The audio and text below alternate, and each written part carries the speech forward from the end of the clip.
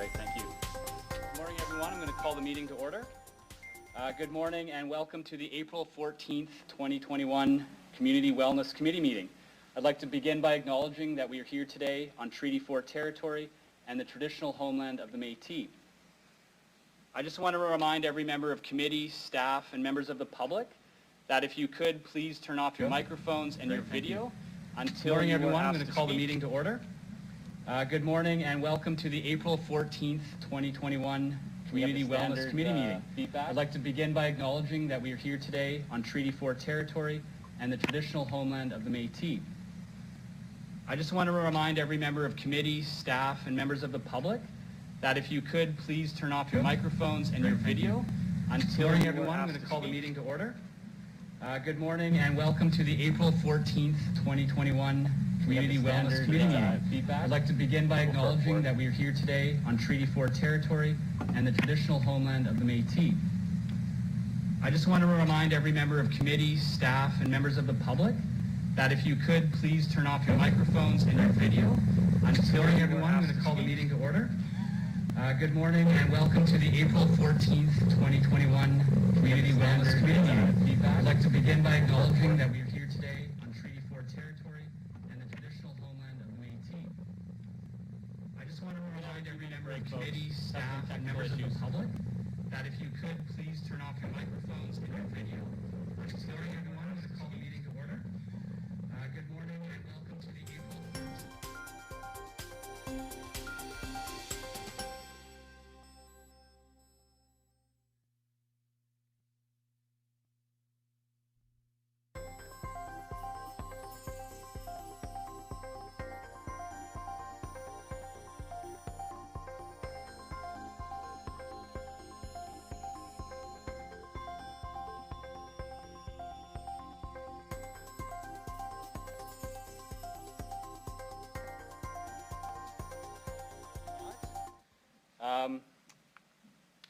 Also, another reminder that the Community Wellness Committee reports will be considered by City Council at its meeting scheduled for April 28th, 2021. If you wish to speak at that meeting to any of the agenda items we discussed today, the deadline to submit your intent is 12 p.m. on Monday, April 26th. Just a notice to committee members and members of the public, there will be a hard stop at noon. Either we adjourn because we've completed the agenda, or I'm going to call for a recess, and then we will schedule another time to reconvene. I'd also like to point out that we will likely have many members of council who are not on this committee who may wish to speak. I'm going to prioritize members of the Community Wellness Committee, and if time is really quite precious, I'm going to probably just focus on their rights to speak above others who might be joining. This will be discussed again at council and we'll all have a turn to speak to this matter. All right, so what we're going to start with, if I could get a mover for approval of the agenda, is CWC 21-7, Age-Friendly Cities. Can I get someone to move the agenda, please? Statnichuk. Thank you. Oh, yes. Yeah, thank you.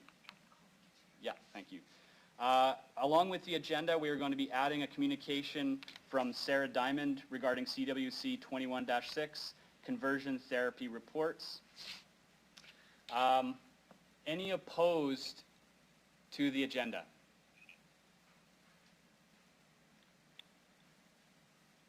Seeing none, agenda carries. Motion to approve the minutes from March 10th, 2021. Can I get a mover for that, please? LeBlanc. Thank you. Any errors or omissions? Hearing none, motion to approve the minutes from March 10th passes. So the first item that we're going to discuss again is CWC 21-7, age-friendly cities. There is one delegation, Andre Nogue. Andre. Good morning. Yeah, thank you. If you could, please state your name and any organization you represent for the record, please. My name is Andre Nogue, and I chair the Age-Friendly Regina Steering Committee. Go ahead, please. Okay, well, good morning, everyone, and thank you for the opportunity to appear here this morning.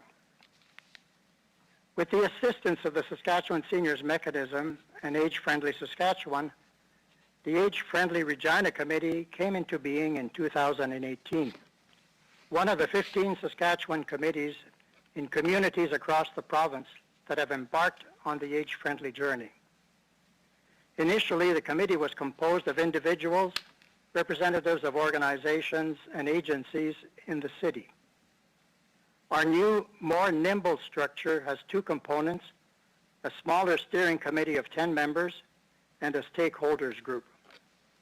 At this point, our stakeholders group is still quite small, but our plan is to expand it in a variety of sectors so that it becomes more representative of the community, including the business sector. From early on, we've benefited from the support of the city, representation of city staff on our committee, logistical support with our meetings, and a keen expression of interest from a number of councillors. And for that, we are very appreciative and are counting on continued support. The aims and goals of our committee are those of the worldwide age-friendly movement. That is, the creation of safe, respectful, accessible, and supportive environments where people of all ages can enjoy a healthy and active lifestyle, age positively, where they are respected, encouraged to participate fully, and contribute to their full potential.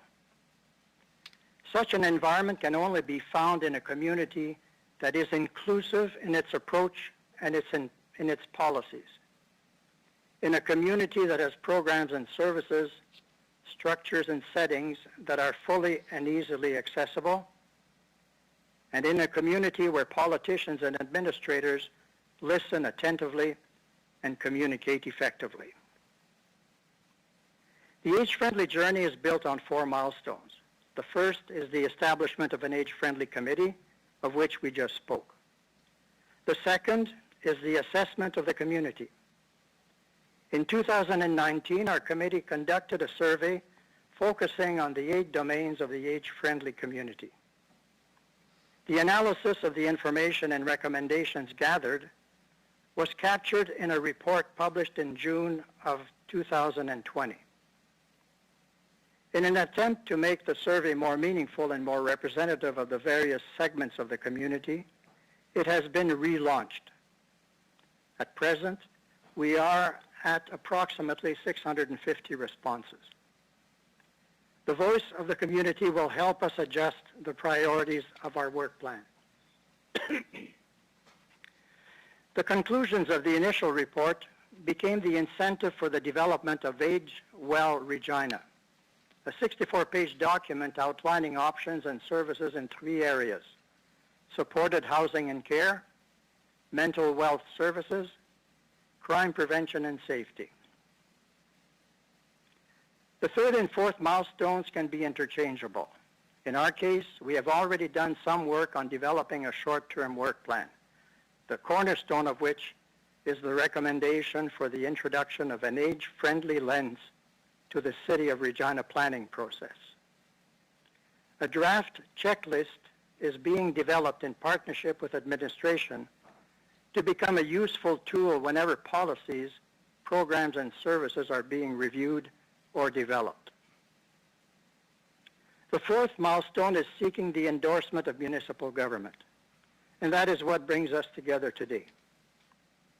Because of the importance of the role the city plays in the life and well-being of the community, we see this milestone as a key element in the process. It is important because it represents the public expression of a commitment to work towards becoming age-friendly Regina. This is not to say Regina is not already in many respects an age-friendly city, but there's so much more to be done. The recommendation before you details how the city plans to take action, and I quote, by participating, supporting, promoting, and working to assess and improve inclusion and accessibility for individuals of all ages. Your recommendation for City Council to endorse our committee's request will lead to Regina joining a large number of cities and towns across Canada and around the world who have already embarked on the age-friendly journey. And it will open the way for us to apply to the provincial government for official recognition of Regina as an age-friendly city. Thank you very much. Thank you, Andre, for the presentation. Are there any questions for the delegate? Just give committee a minute. All right, I heard a name pop up. Who might that be? There we go. Councillor Stadnicek. Go ahead. Thank you very much, Mr. Chair. Thank you for your presentation today, Mr. Nogue. Through the chair, I just wanted to ask you, in terms of the short-term goals that we see in the report, like the age-friendly lens, and so forth. One of the points was, the fourth point was implement changes to the committee structure to increase community representation. So I wanted to hear your thoughts on what you hope to do to increase community representation on your committee through the chair. Thank you for the question. The initial survey had a limited response, and when we analyzed those responses, we found that there was not a very good representation from sectors of the communities such as the new arrivals to the city, the First Nations people, and from poor areas of the city. So when we decided to relaunch the survey or put it back into circulation, it was in an attempt to get a better representation from those sectors of our community. Okay, thank you. I have no more questions. Thank you very much for coming. Thank you. Councillor Shaw, go ahead.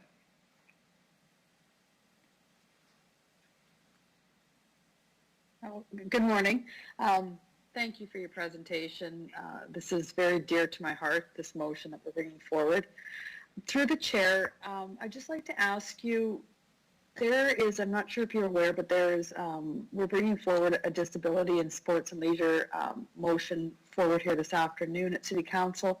And I'd just like to know if you have any ideas of maybe engaging everybody in order to make it activities that would include people with age-friendly disabilities. Is there anything that you could suggest to us in moving forward with that motion that we're bringing forward this afternoon through the chair?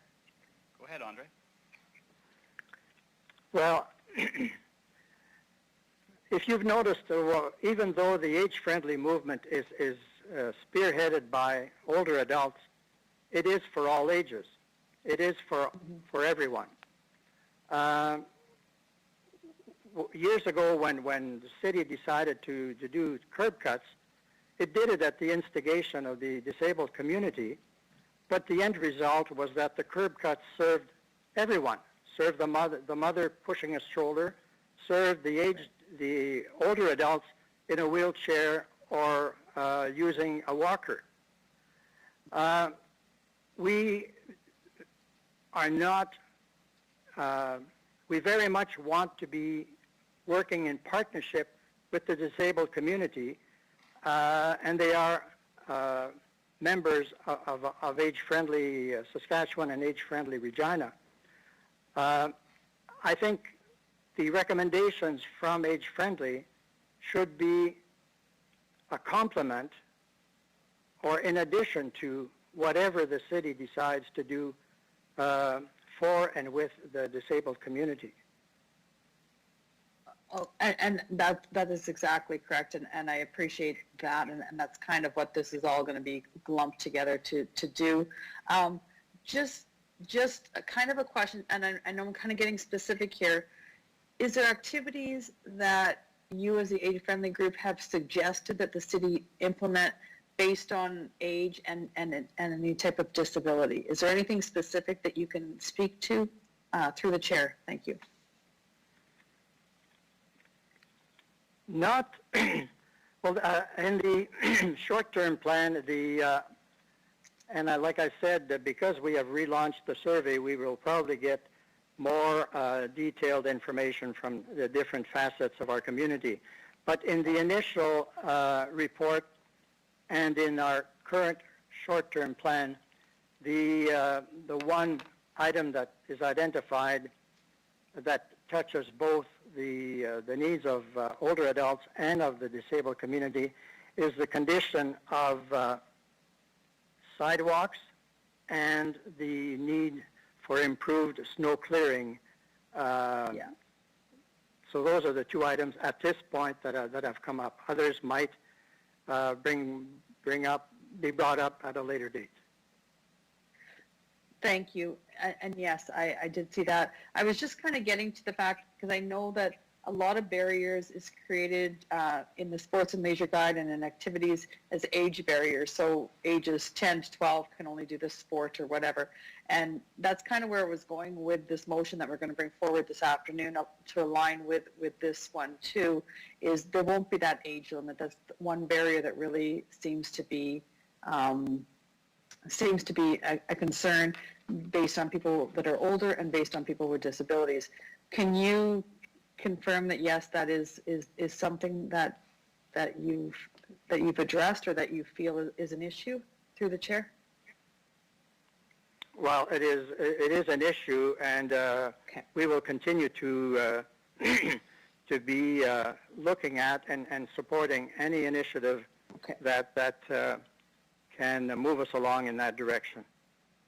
Okay, that's exactly what I wanted to hear. Thank you very much, and I really appreciate you speaking here today. Thank you. That's all. Thanks, Trina. Other members of committee wish to ask a question? All right, seeing none. Andre, thank you very much for your time. You can now hang up, but I do encourage you to listen to the rest of the debate. Okay, thank you. Have a nice day. Okay, so we have CWC 21-7, Age-Friendly Cities. I'll ask Ms. Harlock to introduce the report, please. Thank you, Mr. Chairman. So in September of 2020, City Council brought forward a motion on age-friendly cities, directing administration to return to Council in Q1 of 2021 with a report that discusses how the City of Regina would partner with Age-Friendly Regina Committee to define approaches to becoming an age-friendly city. So our report today outlines the need for these approaches in Regina, as seniors and older adults are quickly becoming the fastest growing population in Canada. Inclusive and accessible opportunities to fully participate in civic life are required for these individuals of all ages in Regina. So our report outlines the history and the progression with the Age-Friendly Regina Committee and a proposed approach for administration to work collaboratively going forward with Age-Friendly Regina in supporting their goals. Administration would be happy to answer any questions that the committee might have with regards to the report and recommendations. Great, thank you. Can I get a mover for the report, please? Stadnichuk. Thank you. Councillor, go ahead if you have the first line of questioning here. Okay, great. Thank you. Through the chair, I wanted to ask some questions about the survey distribution and public consultation. it looks like you, that the survey had to be sent out twice because it didn't fit the scope of people, the full scope of people that you wanted to reach. What I'm wondering about is if the administration has considered alternative ways of reaching the older community. I'm aware that many may not either have a computer or work on a computer, or be as technologically savvy. So I'm just sort of wondering if there's been other thoughts in terms of how to reach out to the older communities in Saskatchewan, in Regina, and as identified by Mr. Nogue, poor community, the communities that were left that did not respond very strongly to the survey. So just your thoughts on how to communicate through the chair. Thank you, Mr. Chairman. So yes, we know that it is hard sometimes to reach certain vulnerable populations and different age demographics. So I will ask Mr. Slater to go through kind of the process that we went through with the survey currently, and then what the plans are from a communication standpoint going forward. Thank you. Mr. Slater.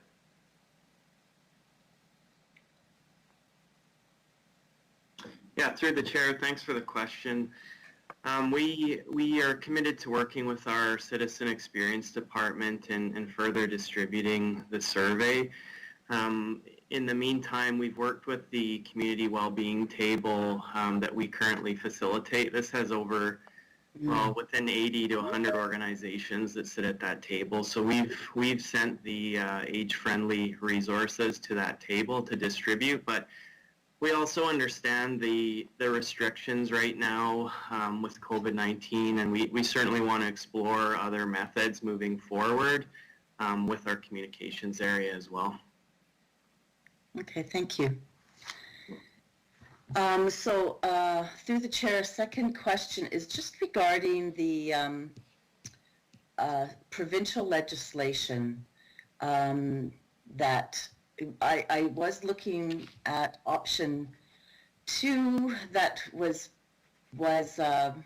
in terms of the options for the report, the development of an accessibility plan. And I understand that because the government of Saskatchewan is actually doing consultations right now for new accessibility legislation, I'm just wondering if administration could kind of talk about how that might impact municipalities and what the approach would be once that comes through, once that legislation comes through the chair. Ms. Harlock. Through you, Mr. Chairman. So yes, Councillor Stanachek is correct. The government of Saskatchewan is currently undertaking consultations to implement new accessibility legislation for Saskatchewan. And we believe that through this consultation and the changes in legislation, it will provide municipalities more direction and guidance with regards to this topic. So our recommendation would be that before we would go to develop a full accessibility plan for Regina, that we wait until this work is completed, because I think it will provide the guidance that we need and will help inform an accessibility plan. So that would be our recommendation, that right now in the interim we'll work with the AFR doing what we've noted in the report, and then as we go forward we would look to the government to see what programs and legislation they would put in, and then if council so chooses, then we would recommend that we would bring a report forward with the implications of what it would take to go down the road of completing a full accessibility plan for the city of Regina. Through the chair, so if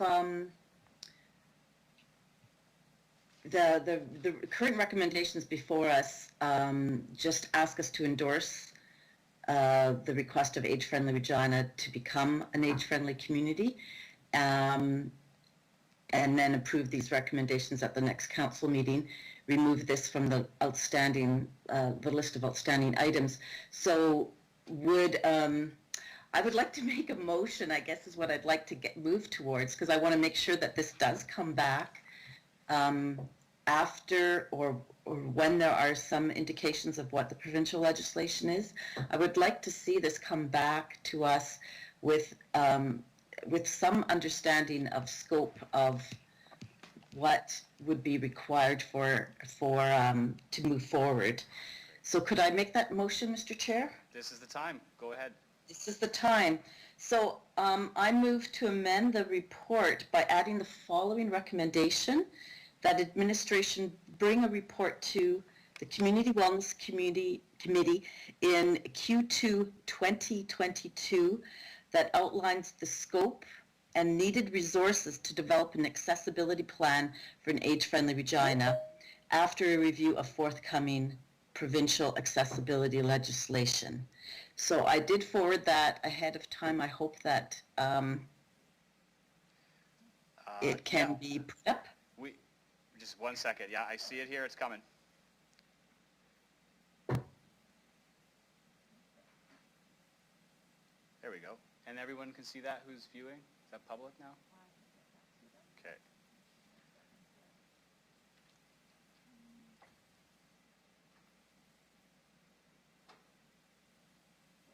No, take your time.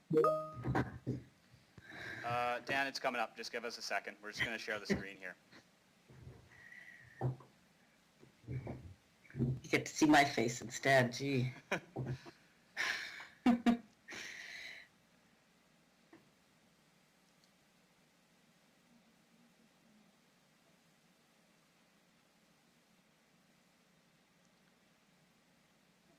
Is that right there, the screen number 1? Would that work?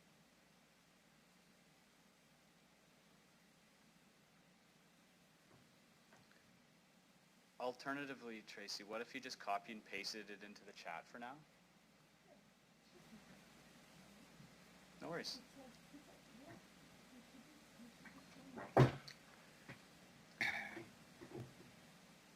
Can folks see the Word document that's on our screen?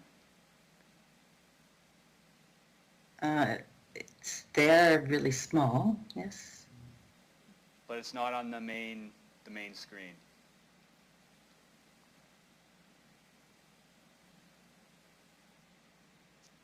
There it is. Oh, great. Now we can't see it, but I guess it's better that the majority sees it. Okay. All right, so if it's visible to members of the committee not in Henry Baker Hall, Cheryl, why don't you have 3 minutes to provide opening remarks. Go ahead. All right. I really wanted to propose the option number 2, development of an accessibility plan, but I understand that the province is currently doing consultations for accessibility legislation, and that and under this option, administration does say that it would require additional capacity resources and a budget to coordinate this work, that it would be a lot of work. So I wanted to make sure that we did not lose the opportunity to review a report in terms of what else we need to be doing on this issue to create an age-friendly community. So this would task administration to maybe not come back with a full report and a full plan, but at least the scope of what would need to happen, what kind of resources would be needed, and how it fits into the provincial legislation. I am hoping, I don't know that I did look at the legislation is still being under consultation. I don't know if it will be ready, but I'm hoping that we would at least have an idea of what that legislation would look like by Q2 of 2022, and maybe the legislation will have passed by then as well. Okay, thank you. So as I read this is an amendment to the existing report. It would be the new number 2 recommendation. Perhaps we could get a comment from administration on the timeline, the scope, and other thoughts on this amendment. Ms. Harlech.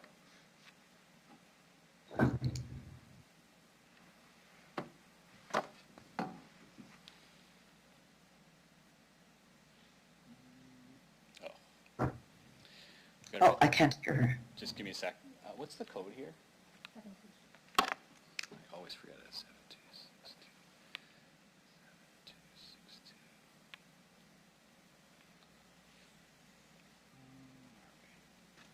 Here we go. Ms. Harlock, I think that's Thank the you, right one. Mr. Chairman. So yes, I think this is something, we appreciate that we could bring a scoping document back, because it wouldn't just be about age-friendly, it would be focus on, it would focus on accessibility as a whole for the whole city, and this would be one component of it.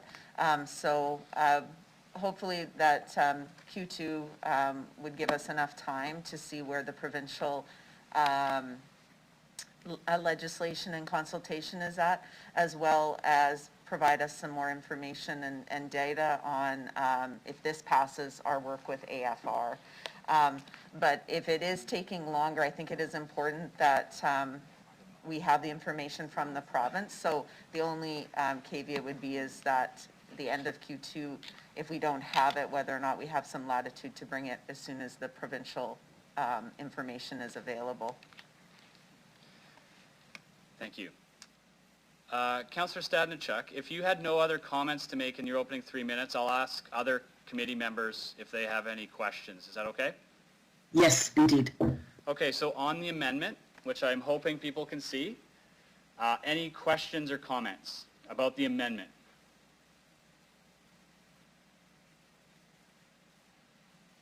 Seeing and hearing none, I'm going to call the question on the amendment. And I'll ask the clerk to do the roll.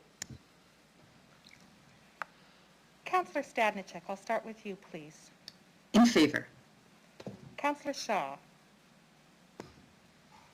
In favor. Councillor LeBlanc. In favor. Councillor Findura. In favor. Councillor Stevens. In favor. That carries unanimously. Thank you. Amendment passes. Councillor Stadnichuk, you still have some time to speak.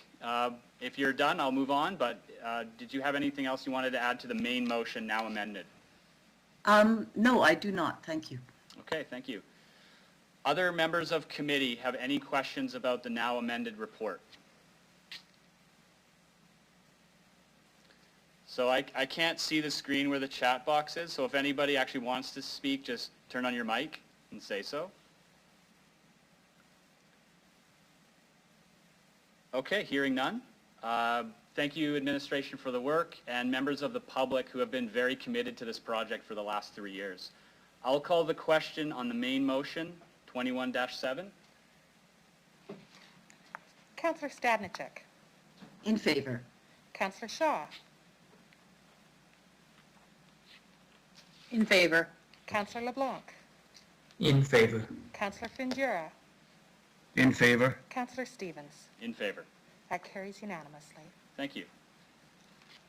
The next item is CWC 21-6, Conversion Therapy Report. We have, by my record here, 26 delegations.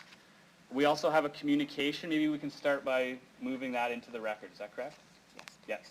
So I'll need a mover to include Sarah Diamond's submitted communication for the record. Can I have a mover for that, please?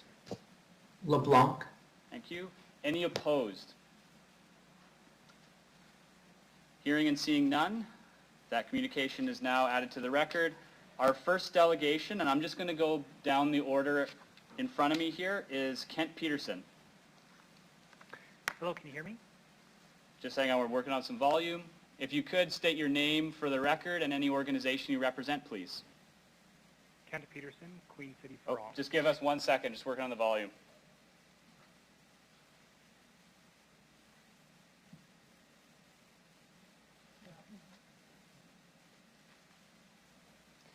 All right, Kent, can you start again, please? Yeah, Kent Peterson, Queen City for All. Go ahead. So thank you, councillors and the admin, for your work on this. I especially want to thank our mayor, Sandra Masters, who encouraged the committee to look at this issue and who said that she does not support conversion therapy and would vote in favor of a ban. So-called conversion therapy is a cancer in our community. It is a spectrum of practices inflicted on children and vulnerable adults on the false notion that their sexual orientation, gender identity, and related behaviors can be changed or discouraged. No matter the form, these practices are always violent, abusive, manipulative, and based on deep-seated hatred and homophobia. Conversion therapy happens in our city, operating in the shadows. While it's often cloaked in vague terminology, a recent sermon from a fringe group in our city demonstrated that many times these practices and intent aren't vague at all. You probably heard those disgusting remarks online or in the news. A conversion therapy ban would send a powerful message to queer and trans young people that they are worth saving, that they should not be subjected to violence and abuse, that our locally elected leaders value them, and that they are welcome here. Now, a few words on what a ban on conversion therapy is not. It is not an attack on religious freedom. Many movements to ban this abuse, including in Saskatoon and certainly here in Regina, are led by faith communities. A ban is also not an attack on parental rights. Physical, emotional, and psychological abuse are not parental rights. Inflicting violence on children is not a parental right. And banning conversion therapy does not prevent people from seeking counseling. Indeed, I'd be interested in a dialogue about how we can increase the availability of affirming counseling and supports for queer and trans people to help them through the trauma of discrimination, homophobia, and transphobia. Finally, a statement on supporting Bill C-6 isn't good enough. Parliament is likely to be dissolved early, killing the federal bill. And there are several reasons why a municipality should adopt a local ban. If councillors ask me about why a bylaw is necessary, I'll be happy to answer. But let me be clear. We must have a bylaw in Regina to ban this disgusting and archaic violence and abuse. And to the councillors, do not be fooled by the torrent of opposing emails and angry phone calls. These avalanches come from organizational email lists and phone trees often orchestrated out of province. It's an old tactic meant to silence and intimidate, performed by a vocal but small group of people. Supporters of this abuse will use straw man arguments. They will falsely claim the ban infringes on rights. They will produce reports paid for by special interest groups and call them facts. And they will parade out examples of the quote-unquote successes of conversion therapy.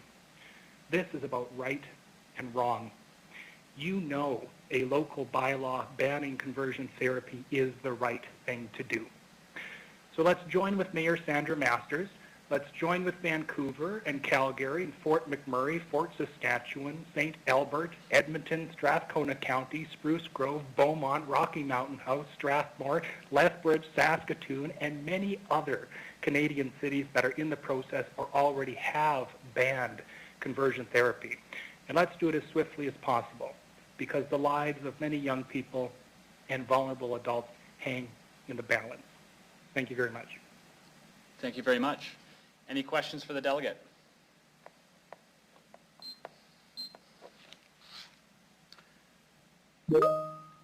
Councillor Stadenchuk, go ahead.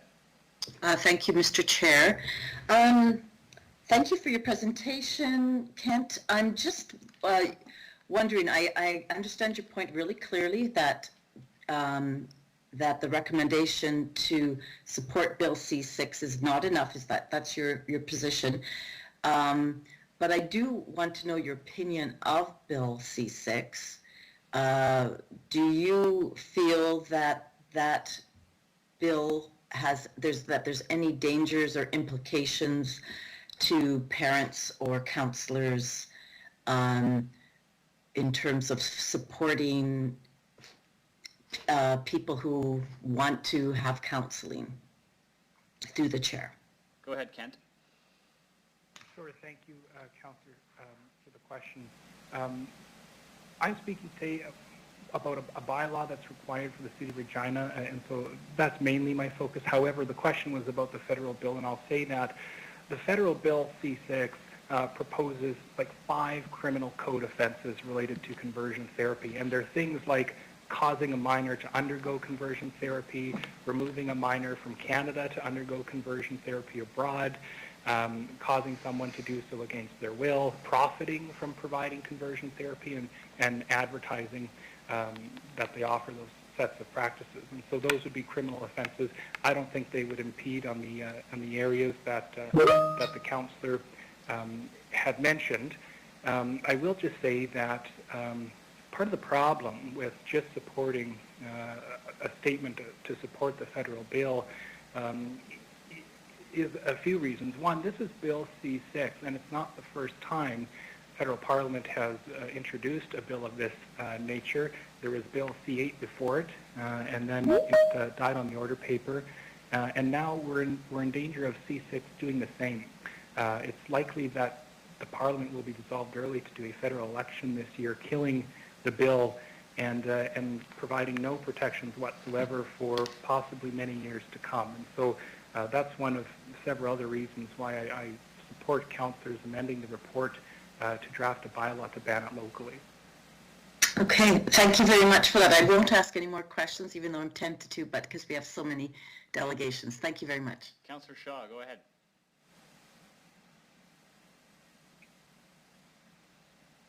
Good morning. I just have one quick question through the chair. Kent, you spoke and you said always. Always this is a problem. Always this is bad. Always nothing is good about conversion therapy. Now, I kind of have a red flag when it comes to that, since I have talked to people that have spoke with ministers and spoke with people that have had a positive impact in them. Can you speak to anything positive about, I'm talking about the therapy that comes with speaking to somebody and having the option to speak with somebody in regards to their sexuality, through the chair. Mr. Peterson, go ahead. Thank you, councillor, for the question. A ban on conversion therapy, including in the federal bill, but even a local ban based on other bylaws in the country, does not prevent anyone from seeking therapy, counseling, or talking to professionals about any matter whatsoever. And so that's not included in a ban. What a ban would do is allow some recourse for folks that are either forced or coerced into undergoing what are called change efforts. So counseling that that's based on sort of homophobic beliefs and values that people should have to change who they are and who they love in order to be accepted. And so I would answer the question that way. Yeah, and I understand where you're coming with that statement, and I'm just feeling that this is just kind of getting into some murky waters. I have no more further questions. Thank you very much. Okay, thank you very much. Seeing no further requests to speak, thank you very much, Mr. Peterson. You may leave the call. All right, next up is Russell Mitchell-Walker. Russell, whenever you're ready. You have 5 minutes, and if you could please state your name and any organization you represent for the record. Hello, Russell Mitchell-Walker, Eastside United Church. Go ahead. Good morning. As I said, my name is Russell Mitchell-Walker, Minister of Eastside United Church and affirming ministry of the United Church of Canada. It's my pleasure to address the committee this morning regarding the conversion therapy report that you are considering today. It is important for me to be speaking to you on these issues as a minister of a church, because the church has a lot to answer for with regard to homophobia and transphobia over the years.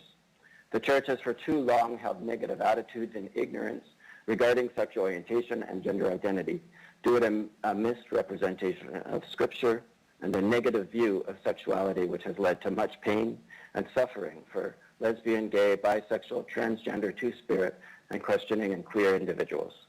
LGBTQ conversion efforts are part of this history and pain. I appreciate the City of Regina taking on this issue and being prepared to take some positive steps toward curbing this harmful practice of seeking to change one's gender identity or sexual identity. I have friends who, because of their Christian upbringing, have undertaken these so-called therapies, some who spent tens of thousands of dollars. In going through this harmful and painful practice, they realized that the issue was not with their identity, but with society and the church's attitude toward them. It is these negative perspectives towards LGBTQ2S people that causes the most harm and leads the sexual identity and gender identity change efforts which need to be banned for the health of our community. It is the reason that suicide rates for LGBTQ folk are up to 4 times higher than the rest of the population. It is also for this reason that the issue of consent is a non-starter.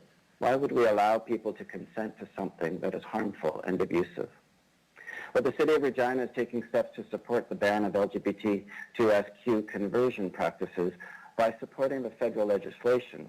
Simply writing a letter to the federal government is not enough. The city needs to take steps to ban this practice by creating a bylaw which would offer support to the LGBTQ2SQ community, and it is an important step as a municipality because you are closest to the people that you serve. We would also support the city working to develop a policy that any organization or business which supports or practices sexual identity or gender identity change efforts would not be eligible to receive city funding or have access to city resources. As we discuss this in our community, I'm sure you will hear supporters of this practice who are Christian identify that the only Christian response to this question is to vote against a ban. I am here as a Christian, telling you that I believe God calls us to love one another and to support those who are marginalized and oppressed as Jesus did. We would not suggest a black person could change their skin color. God has created us in all our diversity. So why would we suggest that anyone should change their sexual identity or gender identity? We're all created in God's image. And for those who might question this with regard to transgender folk, it's helpful to know something I learned from a friend and colleague, Pastor Carla Blakely, when she did her master's thesis on queering the image of God. In Genesis and in the Old Testament, they use what are called merisms, night and day. Heaven and earth, for example, do not just mean night, only the night and only the day, but everything in between night and day. And heaven and earth does not mean just heaven and just the earth, but everything in between and including heaven and earth. In the same manner, when God created humanity in God's image as male and female, it does not mean only male and female, but male and female and everything in between, which includes gay, lesbian, bisexual, and transgender persons. God loves us all, and we're all part of God's blessed, loving creation. The provincial body of the United Church in Saskatchewan, the Living Skies Regional Council, at its annual meeting in October 2020, passed a resolution supporting the ban of LGBTQ conversion therapies by the provincial government and in local municipalities. It states, quote, although we know that the federal government intends to take action regarding conversion therapies, it is crucial for the church as a national body to speak out publicly, intentionally, and explicitly as an accepting spiritual body for our Two-Spirit and LGBTQIA+ members and friends, so that they feel heard, accepted, and understood in the name of Jesus. In like manner, it is important for the city, unquote. In like manner, it is important for the city to be public, intentional, and explicit in its support of LGBTQ2SQ persons in its jurisdiction by passing a bylaw banning the practice of gender identity and sexual identity change efforts. This is an important step for the city to send a message to the LGBTQ2S community that this Regina is a city of welcome and inclusion. I encourage you to take these steps to be intentional, explicit, and public about this welcome by doing what is right to create a healthy community for all. Thank you. Perfect. Thank you. Thanks, Russell. Any questions? All right. Seeing none, thank you very much for your presentation. I would ask that you hang up now, but I do encourage you to stick around for the discussion. Thank you. Okay. Our next speaker is Kevin Phillip.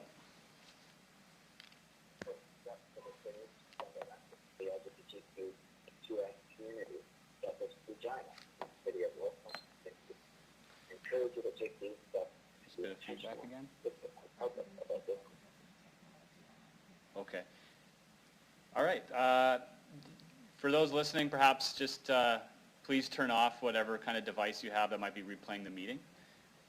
Kevin, whenever you're ready, just introduce yourself and any organization you represent. Thank you very much. My name is Kevin Phillip, and I'm just representing myself. Go ahead. Thank you. I agree with the previous person that everybody deserves to be loved and respected, and we don't want anybody to suffer by any stretch of the imagination. I thought it might be useful if I shared some of my experience with this, and I had experienced what this bill calls conversion therapy about 20-some years ago when I was in my early 20s. And it was regarding a struggle that I was experiencing at the time about hating myself and who I am as a man, and just wanted to reject that completely.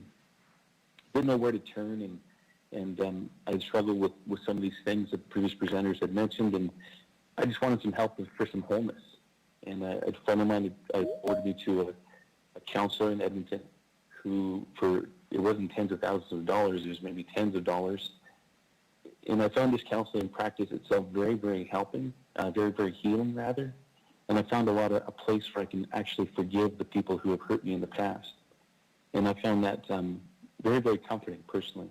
And I'm much more free today because of my experience with what this bill calls a conversion therapy practice. And I'm very grateful for that experience.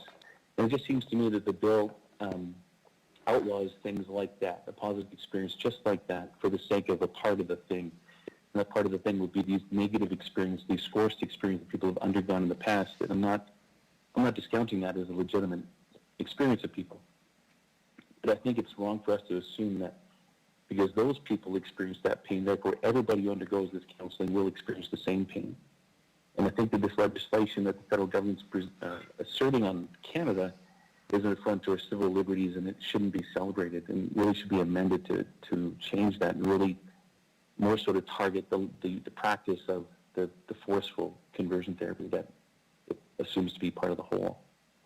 And for you guys, I think this is maybe the wrong step. I think that this bill should be amended, and saying that you celebrate this bill as a thing for everybody to adopt, it really says that my own experience won't happen for anybody else. The healing that I experienced is somehow wrong, or another young person coming along with the same struggles I had won't be able to experience the same freedom that I've experienced from forgiving perpetrators in my past. And so it seems to be a wrong step. So that's all the time I wanted to take for this. It just used to be an affront against our civil liberties and discriminate against people in my own situation. And it almost, I don't know if this is too strong of a word, but it delegitimizes the healing that I had experienced in the past from this, and it prevents others from experiencing that same healing. So that's all I wanted to say. Thank you very much, Kevin. Any questions from committee?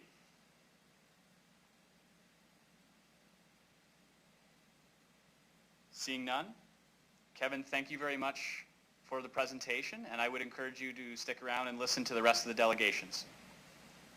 Thanks. Yeah. Thank you. If you could please just hang up.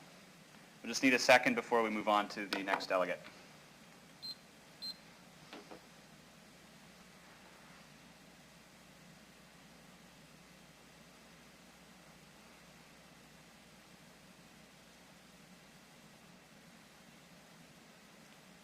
Just stay with me, folks. We're just working on something here.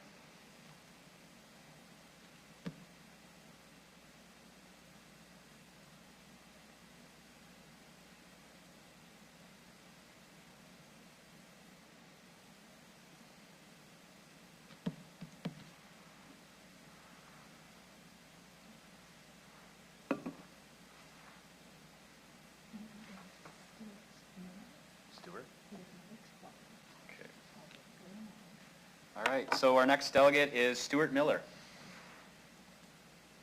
Stuart, when you're ready, 5 minutes.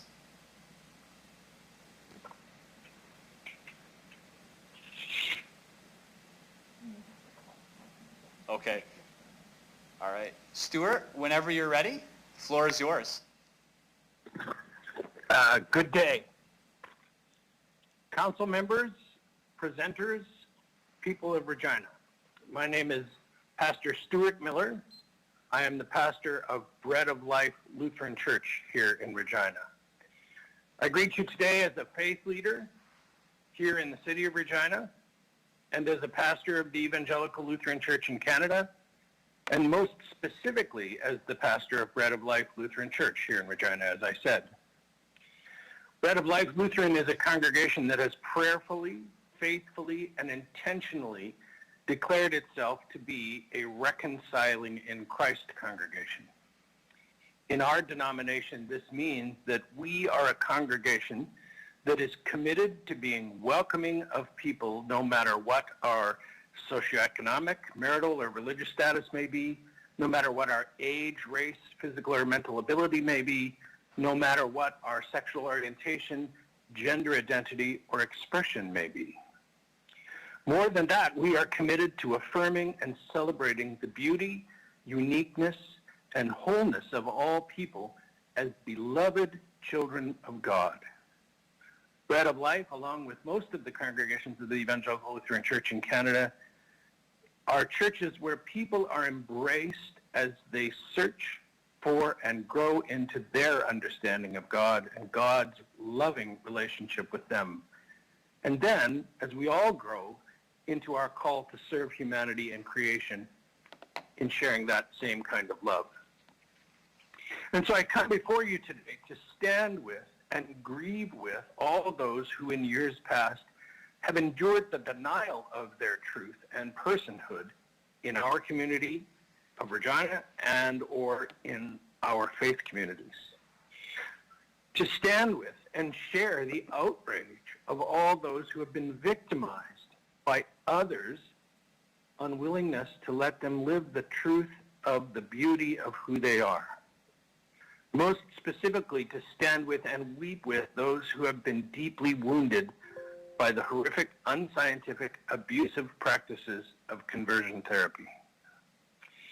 I am here today because I need you to know that in spite of what some others will say this morning, there is not a consensus among people of faith, certainly not among Christians, that non-binary gender expressions or non-traditional sexual orientation are aberrations to God's created goodness, nor are they condemned by God. And so in simple terms, such are not in need of being fixed, quote unquote. Some of my colleagues in other denominations will come today quoting the Bible and making claims that bans of this kind of therapy are an attack on religious freedom and values. Once again, I say I'm here this morning to reassure you that it is not a given that what some claim the Bible says is what the Bible says. A great many scholars, as my colleague Russell pointed out earlier, would dispute that there are any clear admonitions against non-traditional orientations or gender expressions in the Bible at all. On the contrary, what is crystallinely clear is that the Bible over and over and over again speaks of a God of love and God's love for all people, and that love is without discrimination and without limit, and that we are all called to live that same kind of love for each other. I share this not to get into a debate about biblical interpretation, but more simply to assure you that when you hear people claim that this is about our city council or our governments ignoring people of faith or flouting core Christian values, that is simply not the case. Many people of faith and many Christians will stand with you as you strive to stand with people who could be victimized by any further discrimination, hate, and especially spiritual and psychological assaults of such abuses as conversion therapy. And along with that, any denial of people's essential humanness. And so as a faith leader in the city, as the pastor of Bread of Life Lutheran Church here in Regina, and as a person who is myself striving to live out the call of my Christian faith, I passionately call in this committee and the city to commit itself to a ban on conversion therapy. Thank you very much, Stuart. Are there any questions for the delegate? Councillor LeBlanc, go ahead. Thank you for the presentation, Stuart. I anticipate there's going to be some speakers today who say that banning conversion therapy essentially cuts various folks out of the ability to speak with their pastors. I wonder if you can just walk us through a bit of, from your job as a pastor, what it would look like to have an honest conversation with someone who's wondering what their orientation or gender is, what it would look like to have that sort of frank conversation without engaging in conversion therapy, and just whether Bill C-6 might impede your job in any way. Thanks. Stuart, go ahead. Frank conversations with pastors begin in a climate of acceptance and love. If you begin with the understanding that all people are beloved of God as they are, for who they are, then you create a space of acceptance and safety for people.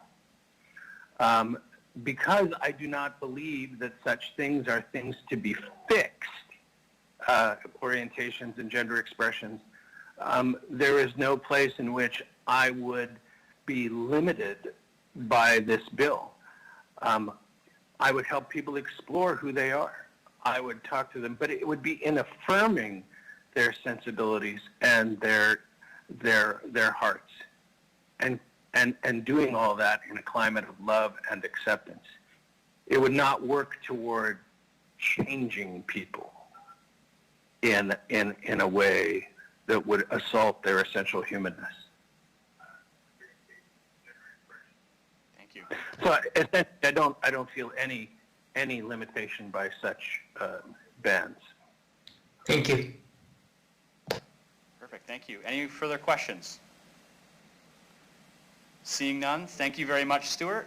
You may now leave the call. Thank you. Thank you. Tracy, we're just going back down the order here. Okay, perfect. I'll now ask Wayne Bernikavich to join the call, please. Wayne, when you're ready, if you could just state your name and the organization you represent for the record. My name is Wayne Bernikavich. I'm a lawyer with Golly Law Firm. I'm representing a number of local businesses, doctors, and some professional counselors. Go ahead.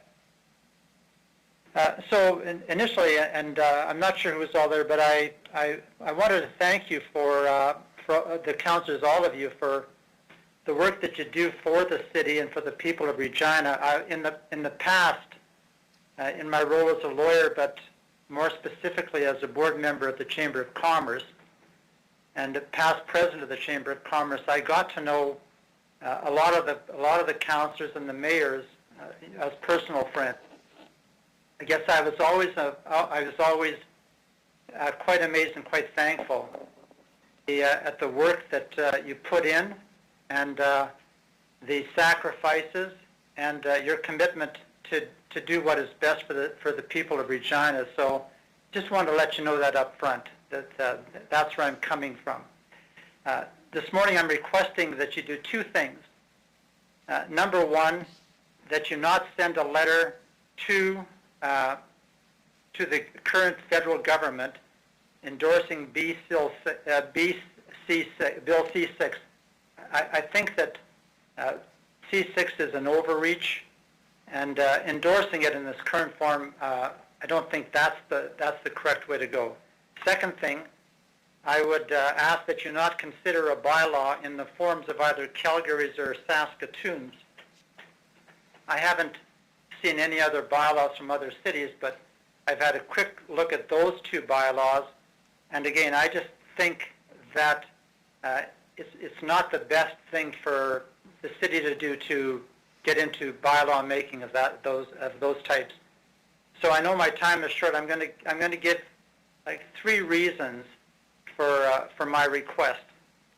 First reason is with respect to Bill C-6 and this whole area, the feds are already there doing it. I think their bill is an overreach, so I'm not in favor of anyone of you endorsing it. But I don't think that you need to get into this whole area at all. The feds have it under criminal law. I think we leave it with the feds. I don't think the city should be into regulating businesses, professionals. I don't think the city should be engaged in getting into the family area, especially when we're dealing with minors, people under the age of 18. Along the same line, it's our view that there are a lot of things that the city could be doing in the whole area of community wellness. The impression out there with a lot of people, I think, would be that you're focused on oil and gas advertising, you're dealing with John A. MacDonald, you're into conversion therapy, and we're in the middle of a pandemic, a COVID pandemic. That's impacted on thousands of people, tens of thousands of people, and we're just not paying attention to those people. If I can interject into that, just one comment. I don't think that anyone is opposed to outlawing conversion therapy in its old form, which would be shock therapy, which would involve coercion or compulsion or force.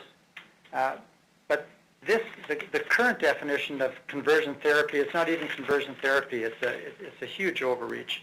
My third point: if you insist on going into this area, you need to stay out of the family territory or the counseling territory, especially when it comes to minors. Gender dysphoria is just too complex, I think, for the city council to get to interject itself into. I didn't know a lot about this until I started doing some research. The results of my research would be that there's not much credible out there. Studies are limited. Many of the studies are suspect.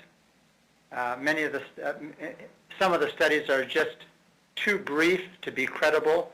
I came across two that caught my attention. One was the American Medical Association, which Wayne, found... with respect, your time is up. If I could ask, maybe you could wrap up in a few seconds.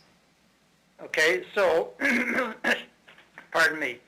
Two studies show that most people resolve this on their own within the current framework of family and counselors, and most people who are affected by this need counseling and family. They don't need bylaws restricting family and counselors. Okay, thank you. Wayne, I'm going to have that as your last word. I'm going to see if there's any questions from committee. Any questions for the delegate? I think I see Councillor Findura. Go ahead. Okay, there we go. Get myself tuned in. Thank you very much, Wayne. Good morning. To you, Mr. Chair. You were quoting that you had the American something from the American something study about. You were going to talk about that, and there was something else that you want to add. Can you? Because I'd like to hear what you have to say about the other studies that you researched and found some things. Thank you, you, Mr. Chair. You're in my area, by the way. So you're my counselor. Okay, let's go. Yeah. Well. 80 to 90% of adolescents and teens who experience gender dysphoria will come through this resolved, according to the American Medical Association study. I didn't read the study directly. I got it from an American doctor. They'll do it without medical treatment. They'll do it without surgeries or puberty blockers. And I think the lesson that flows from that is that let the family network and the family resources work this out, especially with respect to minors. It's not an area that we need to get into and regulate. Second one is the Kelsey Institute. And the Kelsey Institute, first of all, commented that there wasn't a lot of research. The research in this area was deficient, or it was very, very limited in who was interviewed and so on. But it found that most of the people who transitioned came in with complex social and mental issues. Many of them had significant family dysfunction. Many of them have suffered sexual abuse. Some suffered, well, in fact, it says many suffered eating disorders. The study also found that there was a growing number of people who were seeking detransition. They got through the phase and they found out that it didn't address their issues, and now are seeking to detransition. I guess I cite this study to show that this is much too complex for us to be dealing with. Especially potentially taking parents out of the mix, or professional counselors or doctors, anyone who provides assistance to families and to people to deal with issues which I think we all would say, anyone suffering from these kinds of things, we have sympathy with. Our heart goes out to them. But that shouldn't then mean that we intervene and regulate away some of the potential helps for these people. Thank you. Thank you, Mr. Bandura, anything else? Yeah, I do. Yeah. Thank you very much, Mr. Chair, through you. Mr. Winikevich, one more. Bill C6, as a few other comments were made, that this Bill C6 will not prevent anyone seeking counseling or any kind of help. Can you tell me about that?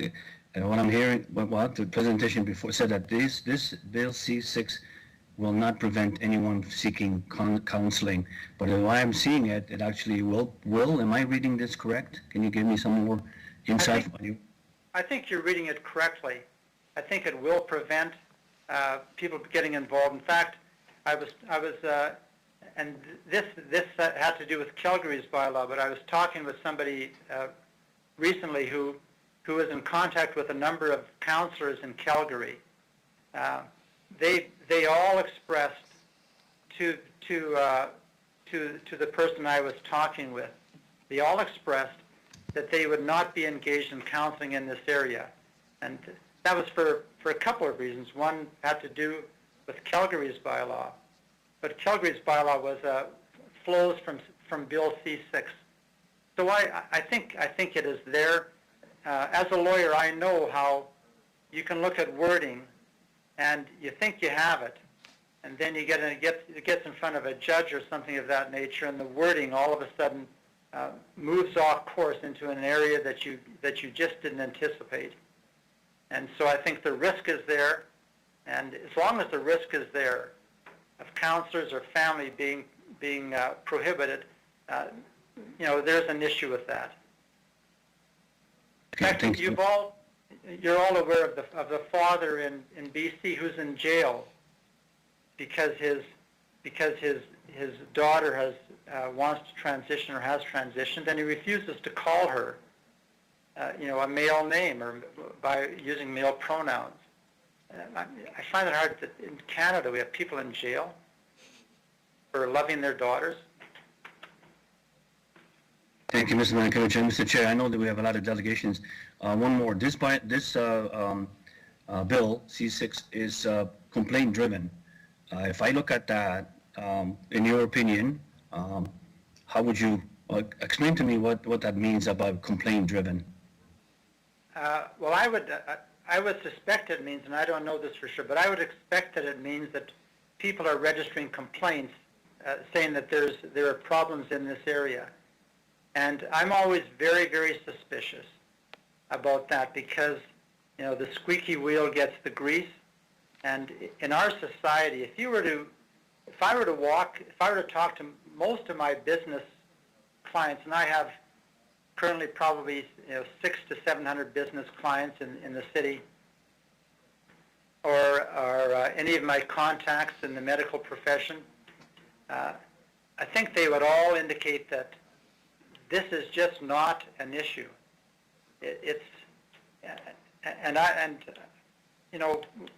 I struggle. I have some very good friends who are doctors who would say this is just not a big issue. Now it is an issue, but it's not big enough, I think, for the federal government to bring in special legislation to regulate it further, to address it further. Current laws would address it quite nicely. Shock therapy is not used anymore. You can't coerce people, or you can't do things to them against their free will. But when you encroach on situations where you're dealing with minors, that's a whole different thing. And government should not be involved with minors and families, and governments like our local government should not be involved in regulating businesses unreasonably. Okay, thank you. Yeah. John, any further questions? I'm good. Thank you very much, Mr. Bernakovich, for answering and giving your comments. Councillor Thank you. Shaw, go ahead. I'm sorry? Sorry, we're going to go to another councillor. Councillor Shaw. Hi, I'm going to make this quick. I understand the time frame. I just want to kind of grab you, since you are a lawyer, and you can give me some legal legal impacts of this. The question is, and John kind of touched on it, what would, like, legally this bill, in your opinion, and as a lawyer, can you please answer through the chair how this bill will prevent counseling for people that are concerned and addressing these issues? So can you speak legally as to how this bill is worded as to the impact of people that are talking in therapy and stuff like that with people that are addressing concerns about their sexuality? Thank you, through the chair. I'm going to have to locate that bill. It wasn't something that I was looking to address as a lawyer, so just let me look through my material for a second, if you don't mind. No, but it may please. take a while. So, Councillor Shaw, I might get back to you after, but for me to go back into the material, okay? I have the City of Saskatoon bylaw.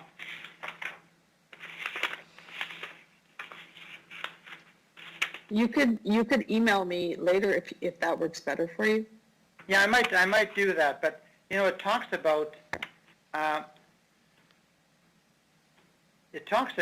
look at 320.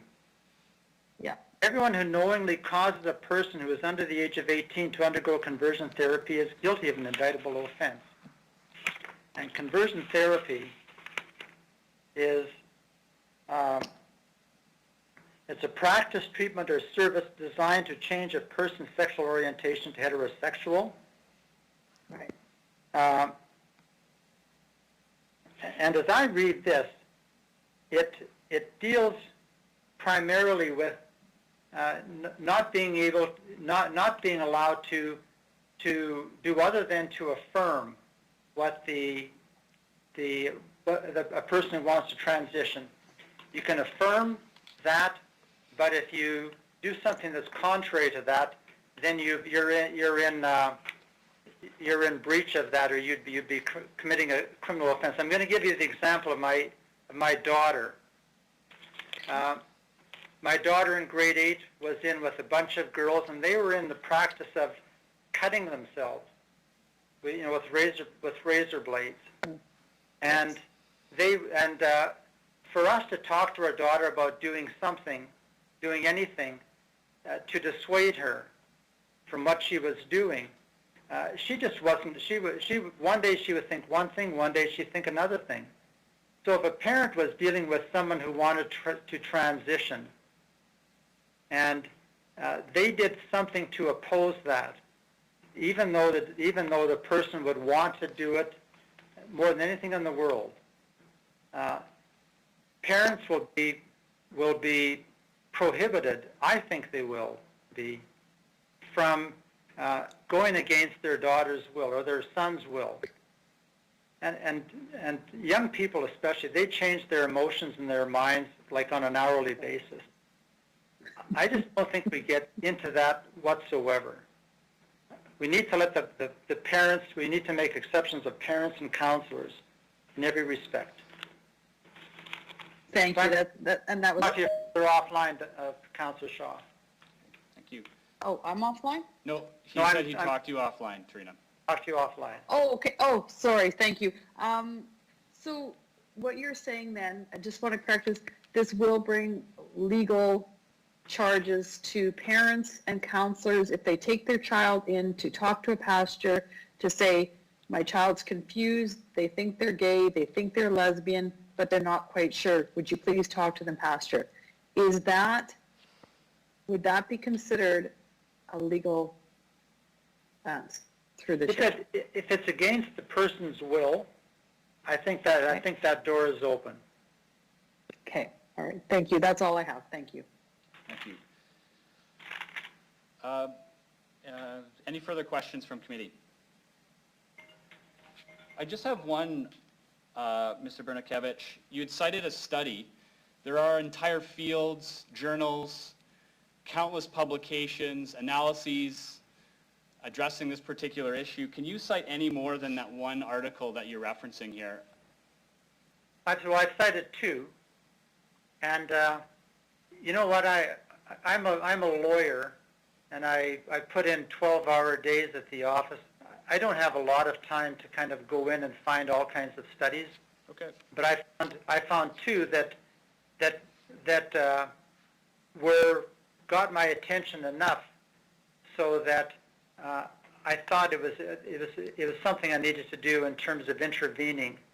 The American Medical Association, if they're saying that 80 to 90% of adolescents and teens resolve on their own with their families and with whatever resources the family has, that to me is pretty significant when you have those kinds of numbers. Why would we want to get involved in something where resolution is maybe up to 90% just on its own? Okay, thank you. Seeing no further questions, I do appreciate you spending the time, despite your busy day, to speak to this issue. I'll now ask that you leave the call and hope that you stick around for further delegations. Thank you very much. Appreciate it. Our next delegate, I believe, is Chris Courtwright. Hello. Chris, when you're ready, name and organization you represent for the record, please. Okay. My name is Chris Courtwright. I represent myself.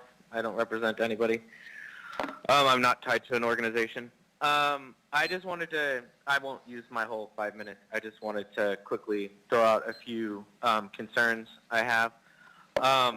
And I'm hoping that the city doesn't endorse conversion therapy. One, anything tied to wellness shouldn't promote self-hatred, and the effects of this kind of therapy on individuals is traumatic and causes self-hatred and self-denial, and in the long run has far more psychological effects, like negative effects on people.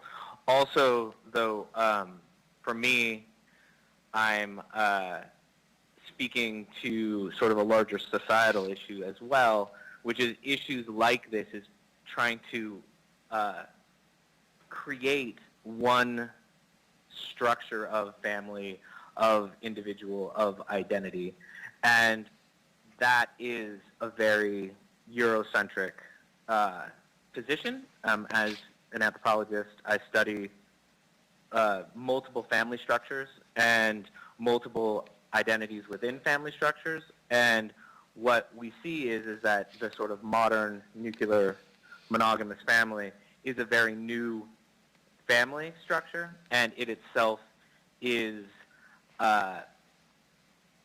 very culturally and time specific. And so by having the state or the city council both fund and or promote a program that will just try to impose through force, psychological force, one standard, one-size-fits-all family structure is itself against sort of the cultural diversity that exists in this world, and I would hope that the city council wouldn't support such an act of sort of cultural genocide and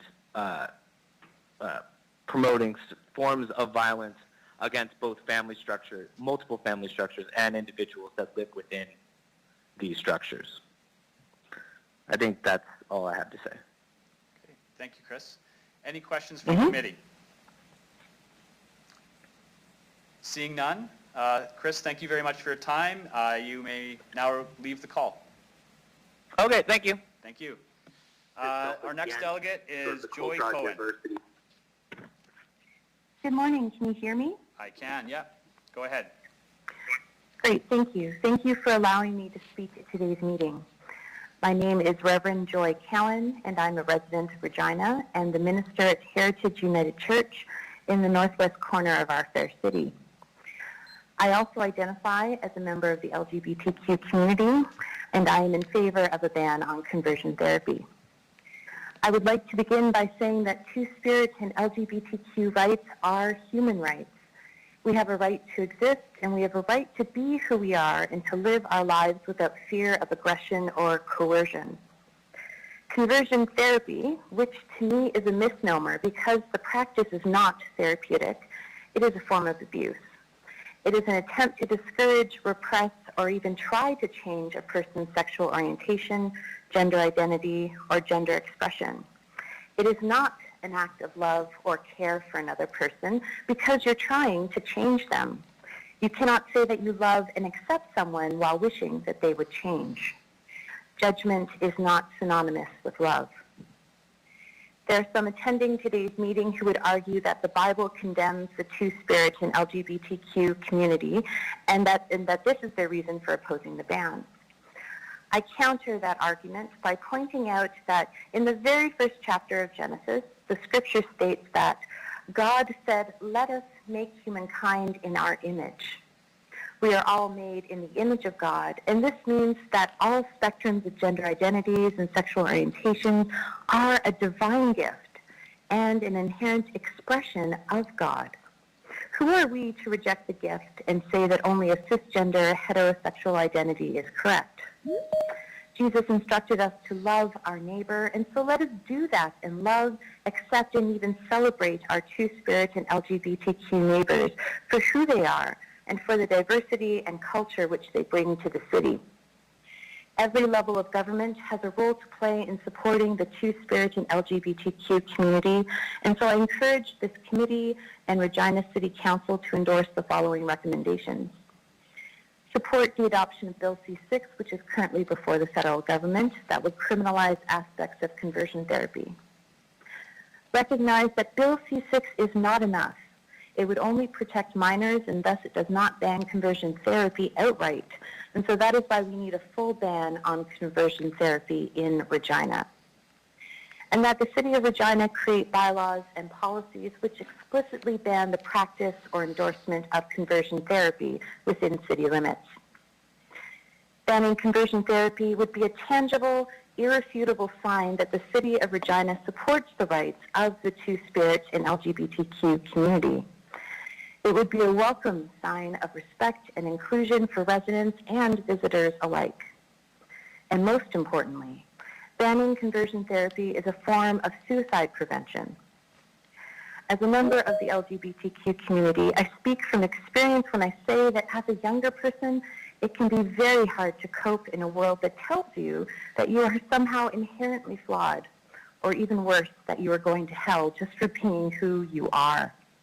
By supporting a ban on conversion therapy, we would be showing our Two-Spirit and LGBTQ youth that they matter, that who they are is valid and supported at the municipal level, even if not by their own families and communities of faith. In closing, I would like to say that I am proud to be a member of the LGBTQ community, and I'm proud to be representing Heritage United Church, whose council last month voted unanimously to support the initiative to ban conversion therapy in Regina. Now I hope that the city will be courageous and compassionate and do likewise. Thank you for your time. Thank you. Any questions from committee? Councillor Stadnichuk, go ahead. Thank you very much, Mr. Chair. Thank you so much for your presentation. Through the chair, I do want to ask you, we've heard some criticism of Bill C-6, that it goes too far, that it would attack the rights of parents or faith leaders from providing counseling to youth. And I just wanted to hear what your position or your views on that criticism is through the chair. Go ahead, Joy. Thank you. So I was speaking to the initiative here in Regina, but I will try to respond to your question. Okay. I do believe that any form of conversion therapy is a form of abuse. And so that is not something that should be protected by law, and that should not be considered to be a right for parents. LGBTQ youth and young adults deserve respect and appreciation and inclusion for who they are, not some sort of coercive therapy. Okay, thank you. Thank you. Seeing no more further questions, Joy, thank you very much for joining the call. I would just ask that you leave the meeting and hopefully stick around for the rest of the delegates. Thank you. Thank you. Our next delegate is, we're still going down the list, yeah. Femi Ugurindi, if you could, just state your name and the organization you represent for the record, please. Okay. My name is Femi Ugurindi, and I'm a pastor, and I represent the vast majority of Christians in the city of Regina, as well as pastors across our city. Go ahead, Femi. Okay. The chair and committee members of the Community Wellness Committee and presenters, as well as those that are watching and listening in today. As I've earlier said, my name is Femi Ugurindi. I feel honored to present today to the Wellness Committee because of the rich equity and investment I've made in this city. My wife and I have served as pastors in this city for about 26 years, making us probably one of the 2 or the 3 longest serving pastors in the city of Regina. I have been a professor at the University of Regina for about 8 years, and I've been involved in municipal, provincial, and federal politics. And I've been also part of an initiative seeking to end homelessness in our city. And some committee members actually know that I'm passionate about that as well. I'm here today because I share the concern of many in our city and across Canada that a conversion therapy ban with its expansive definition is being pushed that will severely limit the rights of people in Regina, both gay and straight. As a pastor, I'm concerned that bylaws already passed in other parts of Canada prevent churches from caring for and ministering to members of their congregation. I'm also concerned that these bylaws also severely limit freedoms and free speech, and church leaders are at the risk of prosecution and persecution. Let me be very clear. I represent the collective sentiments of a large number of pastors and the entire Christian population in the thousands across our city who support a ban on coercive and harmful counseling. We know that such practices are already addressed as illegal under existing laws. Laws are in place to deal with the most troubling examples of conversion therapy involving violence and sexual assault. As a result, a further ban or a bylaw is unnecessary. Therefore, we do hope that our municipal government will make it clear to the federal government that while it supports a ban on coercive and abusive conversion therapy, it cannot support Bill C6 in its present form. And why? Because, number one, it limits spiritual counseling for those who want to explore their sexual orientation, especially the LGBT people. Number two, it has the potential to criminalize parents and counselors involving pastors that offer genuine help and guidance for those seeking help. Number three, a further ban, for example, will risk preventing a gay who may want to remain celibate from seeking help. Number 4, it would deny members of the LGBTQ the option to receive counseling to reduce same-sex attraction. Number 5, it will prevent trans individuals from receiving therapy other than therapy to confirm a gender transition so that they could not receive therapy to affirm their birth sex. This despite an estimated number of about 80% people who choose gender transition ultimately choose to detransition. Another danger of this rather expansive definition of conversion therapy as defined in Bill C6 is that it will place ministry leaders at risk of arrest for encouraging young people to remain chaste until marriage. And it will criminalize a number of churches who pray with another member when they are attracted to someone of the same sex but do not wish to act on it. I am pleased that there are a number of experts and researchers who are making presentation today to this committee, and after some of this presentation today, you will be able to find the proper definition of conversion therapy that will truly protect Canadians and their right to choose the support they want. In closing, here is what a respected Catholic Archbishop Gagnon opined as he speaks to the heart of the rising tension between religious liberty claims and the LGBTQ. There must be a balance that respects all Canadians' rights, and that includes freedom of religion rights, and conscience rights. This is what I intend to ask the Honorable Councillors of this Wellness Committee to consider carefully and not to support Bill C6 in its present form. Okay. Thank you so much. Thank you, Femi. Sorry, that was time. Thank you. You wrapped up. Councillor Findura. Thank you. I'm just going to get my screen back on. Through Mr. Chair, Femi, thank you for coming this morning. I've got a question to you. I'm not sure if you were listening to the other presenters, and then in one I caught it. I'm not sure if I think I heard it correctly, is that the Bill C6 will not prevent you from, as a pastor, for counseling. Maybe I got it wrong, but in your opinion, the Bill C6, is this, the way it's written, is that going to stand in your way or prohibit you for like you said, the gentle counseling, not the harmful or the coercive counseling, but the counseling what it's supposed to be? Is that Bill C6 is going to prevent you from doing that? It has the potential to do that, and that's what we're concerned about. Because if people come and they want to seek help, and I'm concerned about the fact that if I help that person, I'm actually might be potentially liable to being criminalized. So that's exactly what it is. Okay, another question that I asked the previous presenter to you, Mr. Chair, is that this the bylaw or this C6 is asking to be complaint-driven. What does that speak to you about being complaint-driven?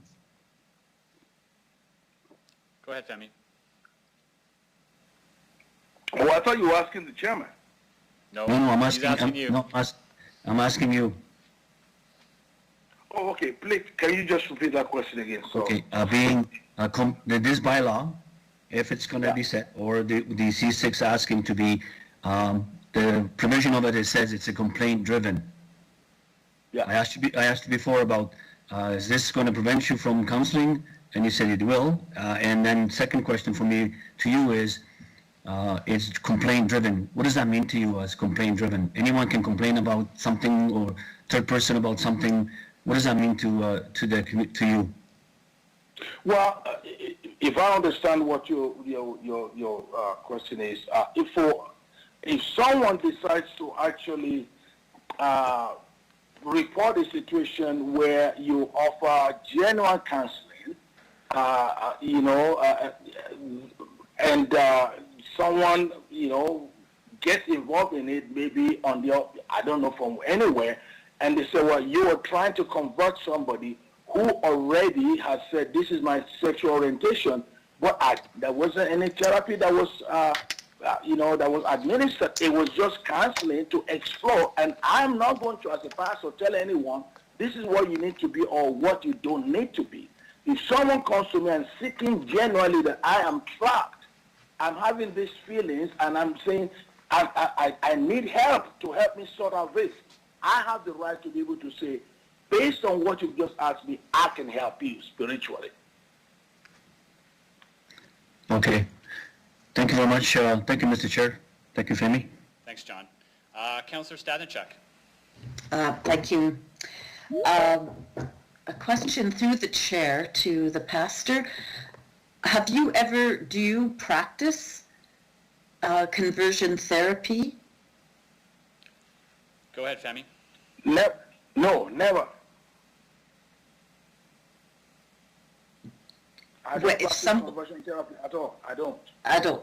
And do you oppose conversion therapy? Oh, totally. I'm opposed to conversion therapy that's abusive and also that is coercive. Okay. However, if someone is trapped in and they said, this is what I want to sort out myself, and I need help, I can actually offer biblical and spiritual help for that person without necessarily applying anything to that person other than just listening to that person and praying with them. That's what I do. With total acceptance and non-judgment. Non-judgmental. Totally non-judgmental. Okay. Thank you very much. Yes, thank you. Thank you. Seeing no further comments or questions from the committee, Femi, thank you very much for joining us. I'll just ask that you remove yourself from the call, please. Okay, thank you. Thank you. Bye-bye now. Our next delegate is Emmanuel Sanchez. Emmanuel, if you could, just state your name for the record as well as any organization you might represent. Yes, good morning. My name is Emmanuel, and I'm just representing myself. Go ahead, whenever you're ready. Thank you for giving me the opportunity to share my personal story with you. I was around 5 years old the first time I noticed I was attracted to the same sex. At first, I didn't pay much attention to the attraction. However, as I grew older, I began to notice it more and more. I endured a lot of bullying in school at the hands of other boys. As a result of the bullying and previous abuse I had gone through, I drew near to girls in a desire for safety and protection. I was called fag, queer, and girly. This bullying really belittled me and caused confusion. I began to question my sexual orientation and gender identity. At the age of 12 years old, I severely hated myself and regretted being alive. I felt incredibly lonely during this time and didn't feel safe to confide in anyone. I thought my only option was to end my life. I'm so thankful that all attempts to do so failed. In my teen years, I began to explore gay culture on the internet. I deeply longed to understand my sexuality, who I was, and where I belonged. When I turned 16, I decided to identify as gay. I greatly feared the rejection and ostracization from my family, friends, and faith community. I began to engage in same-sex relationships and visit gay bars in efforts to fully accept myself and embrace this new identity. Though not everyone in my life agreed with the decisions I was making, they were all very loving, caring, and supportive of me as an individual. I was never asked or required to change my behavior or what I believed in order to belong. During this time, I was told by many outside the community I regularly surrounded myself with that as long as I was happy and living my own truth, that's all that mattered. I agreed with them, or so I thought. As a 16-year-old, I realized that even though I was doing everything that society said would make me happy, I was still very unsettled. On my own initiative, I chose to regularly meet with a counselor who compassionately cared for me. She affirmed my sexual identity and encouraged me to continue living the life that I was living. Week after week, I would hear the same message, and I would leave feeling just as confused as I did when I walked in. I also figured that if I attended an LGBTQ+ affirming church, all my inner turmoil would disappear. However, like the counselor, I was simply told to embrace my new identity, live however I wanted, and happiness would follow as a result. Seeing as I was not getting the support I needed, I once again sought out counseling, this time from a pastor at a different church. He was incredibly compassionate and caring, and neither affirmed nor condemned the decisions that I was making or my sexual identity. In fact, we didn't even address those points at first. Instead, we began to tackle the difficulties I had walked through as a child. Each week I met with him, I was able to identify the lies I was believing about myself, and I began to experience truth that restored my heart. Depression, anxiety, fear, and suicidal thoughts began to lift off of me. I started to see life differently and deeply loved it. Joy began to swell within me, and I began to see myself for who Jesus truly created me to be. As a result, I decided I no longer wanted to continue the course my life was on. I ceased to engage in same-sex relationships and instead sought to live my life in a way that was consistent with my faith and beliefs. I'm very thankful to have received the guidance and support I freely sought out as a teenager. Had it not been for that, I don't think I would be breathing today and sharing this story with you. The counseling I received didn't remove all my same-sex attractions.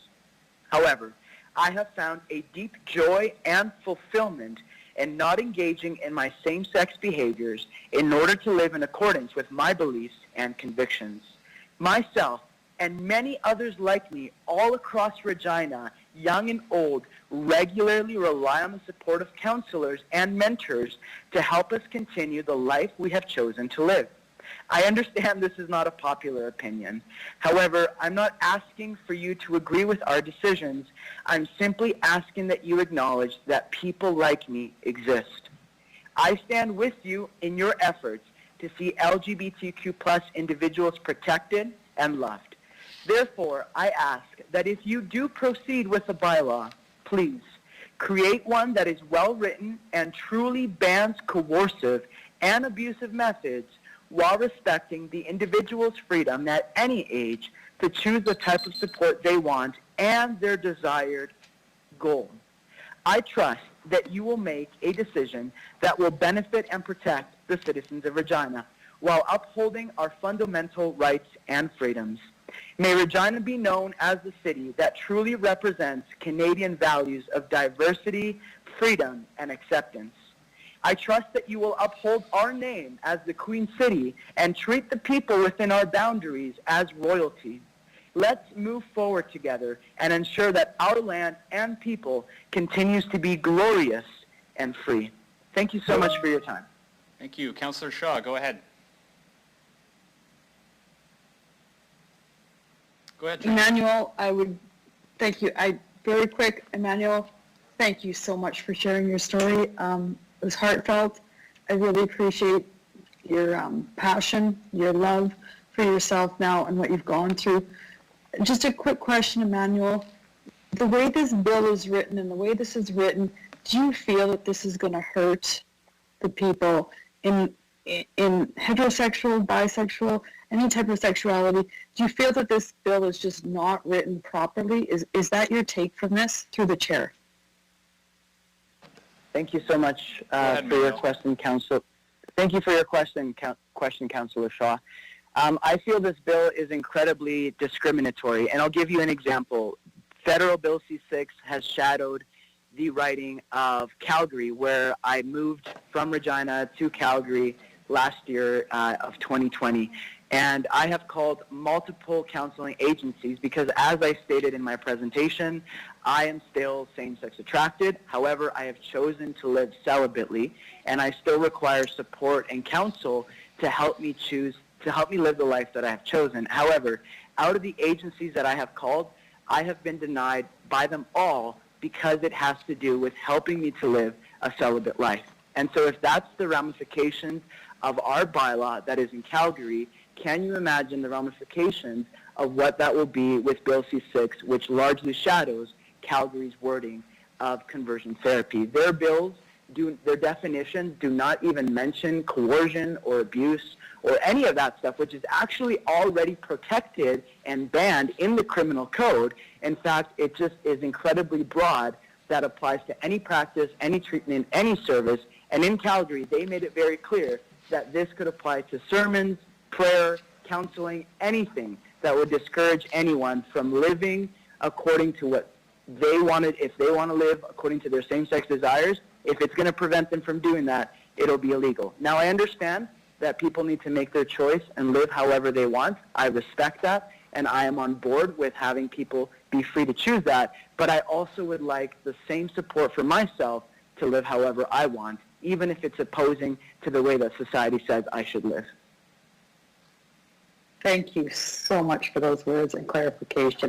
I appreciate your time, and I'd like to thank you again for sharing your story. Thank you. That's all I have. Thank you. Thank you. Any further, Councillor Findura, go ahead. Thank you. I was trying to get my typing in. Dear Mr. Chair, thank you, Manuel, for the powerful story. So it's in the criminal code already. So what would come out of this? I mean, it seems like, in your opinion, what you just passionately said, is that this is not going to do or solve anything going forward and helping no one to live a prosperous and life as you choose to. Why the C6 in there? So what, in your opinion, as I'm reading it, I just read a couple more pieces here. It's confusing to the most. I've asked the lawyer, in your opinion, why are we even discussing C6 if it's the coercive and harmful practices already in the criminal law? Emmanuel? Yes, thank you so much for your question, Councillor. If you want my honest opinion, I believe that this is an attack on freedom of religion and freedom of speech. You will later today hear from Christopher Wells, who has been really a large instigator and advisor to municipalities and various other council members behind this. And if you listen closely to Edmonton's city council meeting, he made himself very clear that this bylaw needs to be broad so that it can go after churches as well. And Calgary as well made that incredibly clear in their presentation, saying that even if by word of mouth would be qualified as advertising, and if a pastor was in the foyer of their church, somebody came up to them and said, hey, I'm struggling with this, I want to not live in same-sex relationships, can you help me with that? That even that saying, yes, come and see me, or let me point you to someone, that would be qualified as conversion therapy and defined advertising. So if you want my point-blank, blunt answer, I think it's an attack on churches, it's an attack on Christian faith and Christian Judeo values that oppose the agenda of society, which says if I am same-sex attracted, I should only be able to be in relationships with men, get married to men, and there should be no other way. So again, as I said previously, I respect the rights of LGBTQ plus individuals. I will stand with them to protect them and love them. However, I just hope that people can also respect my decisions and the ways that I have chosen to carry out my attractions based on my beliefs and convictions. Thank you for that. Mr. Chair, one more. To your, the way you've presented passionately and all, have you had a discussion with, well, I mean, this, to me, it looks more of a violation of human rights. Have you had a discussion with anywhere within Human Rights Commission, with anyone about this, what this? Mr. Chair? Emmanuel? Yes, thank you for your question. Currently, I am working with lawyers within the city of Calgary, and based on the definition that Calgary has proposed, which Federal Bill C6, again, largely shadows, we believe and we are confident that, as you have said, this is a massive, massive violation of our Charter of Human Rights and Freedoms. So I personally, as well with a colleague of mine, will be pursuing legal action against the city of Calgary. Well, thank you very much. Thank you for presenting and giving your story. It's passionate. That's strong. Thank you. Thank you. Thank you. Councillor LeBlanc. Yeah, thank you, Emmanuel, for zooming in all the way from Calgary for this. You've spoken a little bit about your interpretation of the criminal code and what impact Bill C-6 would have upon that. I just wonder if you can tell us a little bit about your background in legal training or law. Thank you. Yeah, no problem. I work with youth. I also work within my local church. I do not have any training within law or any of those legalities. However, in this area of conversion therapy, from what we're working on within Calgary, federally as well, I do work alongside of lawyers, especially within the Justice Center for Constitutional Rights and Freedoms. And so all of these lawyers that I've worked with and various other ones that we're working with are where I'm getting this kind of information that this would actually be a violation of rights and freedoms. I just looked up today, I actually just had someone send me the criminal code where it talks about how it is already illegal to torture, it is already illegal to abuse, it is already illegal to force things on people. And so I don't know that it takes rocket science to try to interpret any of these laws, and if any laws, such as Bill C-6, are ambiguous and leave more questions than answers, that's why I believe we really need to take a step back and know what it is we're supporting so that we can actually support and ban the things that we say are truly harmful for people while not violating rights and freedoms. Thank you. Appreciate that. I have no more questions. Thank you. Thank you. Seeing no more questions, Emmanuel, thank you very much. You may now leave the call, but I do encourage you to stick around and listen to the debate. Our next speaker and delegate is Josie Ruba. Hello, am I on? You are. Josie, if you could just introduce Yes, I'm yourself sorry. and tell us what The organization audio you might feed is in represent. delay. So my name is Jose Aruba. I work with a group called Free to Care. We have been working on this conversion therapy ban since it started here in Alberta, at least the most recent trends. And I'm speaking today because I'm very concerned about Bill C-6 and want to be able to encourage you as a city council to fully understand what Bill C-6 actually does. Let me start by asking this question. What if we were debating a drinking and driving ban today? And we wanted to pass a drinking and driving ban because Saskatoon also passed a drinking and driving ban. But imagine if your drinking and driving ban bans drinking alcohol, but Saskatoon's drinking and driving ban banned drinking alcohol and banned drinking coffee. Would these be the same bans? Well, of course not, because definitions matter. And in this debate on conversion therapy, definitions clearly matter. It's interesting, all the proponents of this bylaw or this motion have not actually read out the definition of conversion therapy used in Bill C-6. We've already heard it before, but let me read it one more time to make a point. According to Bill C-6, conversion therapy means a practice, treatment, or service designed to change a person's sexual orientation to heterosexual, to change a person's gender identity or gender expression to cisgender, or to repress or reduce non-heterosexual attraction or sexual behavior or non-cisgender gender expression. Now, this is important because that means the bill bans two definitions of conversion therapy. First, it bans an orientation change. That's the first part of this definition. But it also defines conversion therapy as a practice, treatment, or service designed to repress or reduce non-heterosexual or sexual behavior or non-cisgender gender expression, and here's the point, even if it has nothing to do about changing orientation. And this is why so many of us are concerned about how broad this definition is. Because of this definition, this means all kinds of counseling that LGBTQ Canadians may want will be banned, but not for heterosexual Canadians. So for example, if someone is dealing with an attraction at work and they're happily married at home, but they don't want to act on that attraction at work, well, they could get counseling to reduce that attraction if it's an opposite sex person they're attracted to.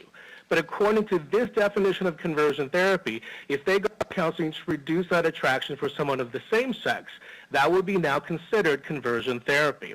What's interesting is the proponents of this bill or this motion, the Canadian Psychological Association or other medical associations, opposition to conversion therapy. But again, definitions matter. The CPA defines conversion therapy as any formal therapeutic attempt to change the sexual orientation of bisexual, gay, and lesbian individuals to heterosexual. It can include prayer or religious rites modification of behaviors and individual or group counseling. In other words, that phrase, it can include, replaces the word or in the definition of Bill C-6, which means behavior modification is banned only in the context of changing orientation, which resolves this broad definition that we're very concerned about. In fact, I've just done a research on 152 definitions around the world of all the governments, many of the medical associations and organizations even lobbying for conversion therapy bans. And none of them, except for 9 jurisdictions in Canada, define conversion therapy simply to reduce unwanted non-heterosexual attractions or behavior. We've had 2 pastors present on their against conversion therapy, but again, the United Church of Canada's own definition says it's a formal therapy or practice that has the goal of changing a person's sexual or gender identity through any kind of treatment. It does not mention simply reducing behavior. And even Dr. Chris Wells, who will be speaking today, in his document, Conversion Therapy, The Roles and Responsibilities, defines conversion therapy as treatments which attempt to actively change someone's sexual orientation or gender identity or gender expression. In fact, of the 152 definitions I looked at, 131 were government bans, including Malta, Germany, New York State, including even the United Nations and the World Health Organization. Ladies and gentlemen, no one else uses this broad ban. No one else targets counseling just for LGBTQ people. But the Justice Minister himself said this ban, he recognizes that criminalizing profiting from conversion therapy means that consenting adults will be prevented from accessing conversion therapy unless it's free of charge. Is that what Regina wants to do to regulate conversations? And not only that, Nanos just did a recent poll that found 91% of Canadians support the right of Canadians to get the counseling of their choice regardless of sexual orientation. We encourage you, I encourage you to please listen to these Canadians and not support this broad definition of conversion therapy in Bill C-6. Jose, thank you very much. Are there any questions? I see none. Thank you very much for your presentation. You may now leave the call. Our next speaker is government ban, Teresa Malta, Pierre. Germany, New York State, yes, including even the If I United could ask, Nations just and turn the World off Health your Organization. television Ladies and gentlemen, or no one else feedback uses from this the broadband. Access 7. Yeah, thank you. got it. Teresa, whenever you're ready.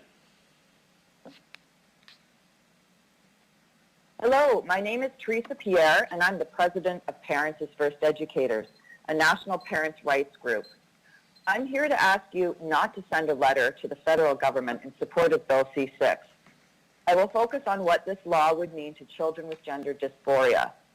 Bill C-6 would mean parents could seek counseling for their child with gender dysphoria only if the therapy will help the child transition to a new gender, but not if the therapy helps the child accept their own biological sex. As background, I first need to show you how the population of children we are talking about has exploded in recent years. There's been a dramatic uptick of cases of children presenting with gender dysphoria worldwide since 2014. In 2018, the UK saw a 4,400% increase in teenage girls seeking gender transition therapies. The statistics are similar in Canada. One of the reasons is rapid onset gender dysphoria, a syndrome first described by Dr. Lisa Littman to account for 2 characteristics of this population of teenage girls. First, they did not report any early childhood feelings of gender dysphoria, which is not typical of traditional gender dysphoria. Rather, these girls reported discovering it out of the blue through a prolonged period of social media immersion. Second, the prevalence of cases among friend groups was more than 70 times the expected average. Author Abigail Schreier describes the phenomenon as a social craze and one that hides the true nature of the mental health issues that are at the root. She concludes with Dr. Littman that the girls rushing towards transition are not getting the treatment they most need. At best, the treatments are ineffective, and at worst, doctors are administering needless hormonal treatments and irreversible surgeries on patients likely to regret them. Let's look further at what physicians say are the possible problems resulting from puberty blockers and cross-sex hormones. These include permanent sterility, halted bone growth, breast, prostate, and other cancers, and increased rate of heart disease. And all these risks are taken even though the medical science behind the benefits of these therapies is shaky at best. A review by an oversight committee at the UK's National Health Service on gender transition therapies very recently concluded that the evidence of quality of life benefits of administering puberty blockers is very low. And it also stated that any potential benefits of gender-affirming hormones must be weighed against the largely unknown long-term safety profile of these treatments in children and adolescents with gender dysphoria.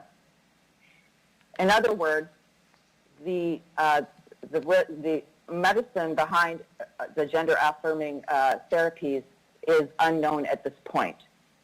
As these young women who have gone through these therapies get older, more and more of them are voicing their regrets.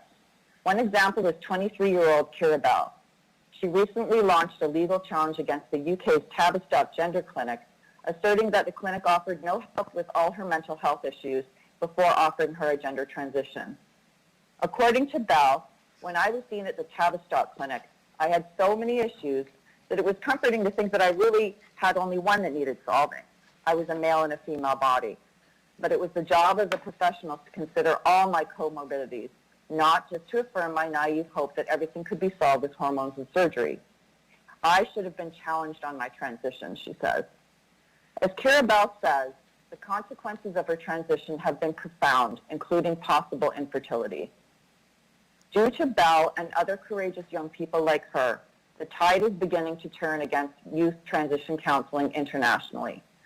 The legal decision against healthcare provider Tavistock brought by Bell found that children under 16 aren't mature enough to give consent to gender transition. According to the website Transgender Trend, about 80% of children experiencing gender dysphoria will go on to desist or detransition. The Canadian group D-Trans Canada has been set up to support these desisters. According to the group's founder, many detransitioners feel like they weren't offered any other choice. They went to a gender therapist or clinic, and medical transition was the only option presented to them. Given these high rates of regret, given the precedent set in the Tavistock decision, we in Canada should be rushing to reverse the easy access children have now to these therapies in Canada. Why instead is Canada proposing to go down the opposite path with Bill C-6? Detransitioners tell us therapy is the one thing they needed, the one thing that could get at the complexity of the issues they were going through. And people want to make this illegal? A recent Nanos poll found that a majority of Canadians support the right of children to get counseling that would reduce their transgender feelings. Teresa, that is your time. Teresa, sorry, Okay. I'm giving everyone 5 minutes. Are there any questions for the delegate? Seeing none, Teresa, thank you very much for your presentation.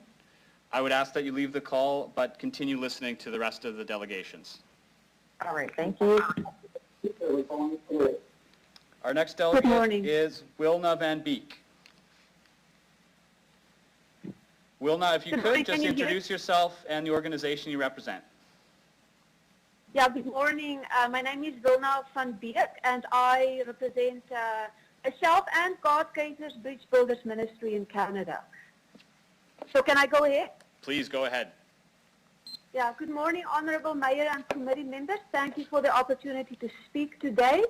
As I just said, I lead God Caterers Bridge Builders Ministry in Canada. We help parents love and accept their LGBTQ children better. We minister to a minority of LGBTQ individuals who reach out to us voluntarily, those who do not want to follow a homosexual path. Yes, those individuals exist, even though gay activists say we don't. Lastly, we teach the faith community how to love and accept the LGBTQ community with grace and biblical truth. I also authored a book called When Gay Comes Home, Learning to Build Bridges. I have a unique story. Yes, I not only lived actively as a lesbian, but I went through what activists describe as conversion therapy. At the age of 21, when my mom discovered that I was in a gay relationship, she got angry and then sent me to a psychiatrist with the hope he would fix me. During one visit, he bound me to a bed, tied my hands and feet, injected me with a substance to put me into hypnosis, and then forced me to talk. What came out of his mouth was no compassion or understanding, but brainwashing me. I just wanted to run away. For decades, I did not trust anyone and tried to deal with my unwanted and unchosen same-sex attractions on my own. This was not easy. I deeply struggled with this, even though activists say people don't. As a Jesus follower, this happened to me. The moment I entered into living and practicing a homosexual life, I felt separated from God. This separation became unbearable over time until 2003, when I reached the point of desperation. I cried out to God to please help me. I did not and could not live without his presence in my life any longer. I also chose celibacy at the time, and it's been 18 years now. I have much peace. I can also testify that my same-sex attractions no longer exist. This did not happen overnight, though. Shortly after choosing celibacy, another incident with a woman happened. I could not believe that I was attracted to her again, but I called on God right away and then reached out to my pastors. They took me under their wings. They provided a safe place. They prayed, listened, and cared for my heart. They did not try to fix me. Healing and restoration started to flow into my heart. This was so helpful and not harmful. On another occasion, I sought out counseling for undealt anger issues. During one session, the root of my anger was revealed. It was fear. I dealt with it. Then I discovered, after the fact, that my same-sex attractions also went away. I know today the root of my same-sex attractions was fear. Unfortunately, with the current badly worded Bill C-6, which I urge you to oppose, my pastor and counselor will be fined or go to jail. If it goes through as is, this is how it will affect my ministry. Number one, anything we do which will reduce non-heterosexual attraction or behavior would be criminal. This would include counseling and even prayer. Two, we will be prohibited from walking with LGBTQ persons who reach out to us, those who don't want to follow a homosexual path. Three, sharing my journey with same-sex attractions may be against the law if it discourages people from acting on non-heterosexual behaviors. Four, any resource which we have created that would discourage non-heterosexual behavior, including my book, may be illegal. Five, helping parents walk with young children experiencing gender dysphoria will be considered conversion therapy if those parents encourage those young children not to undergo gender change. Number six, advertising events that help people reduce their unwanted behavior would be criminal. Honorable Mayor and Councillors, is this what you want for Regina? Please no. To oppose Bill C-6 does not mean you hate the LGBTQ community.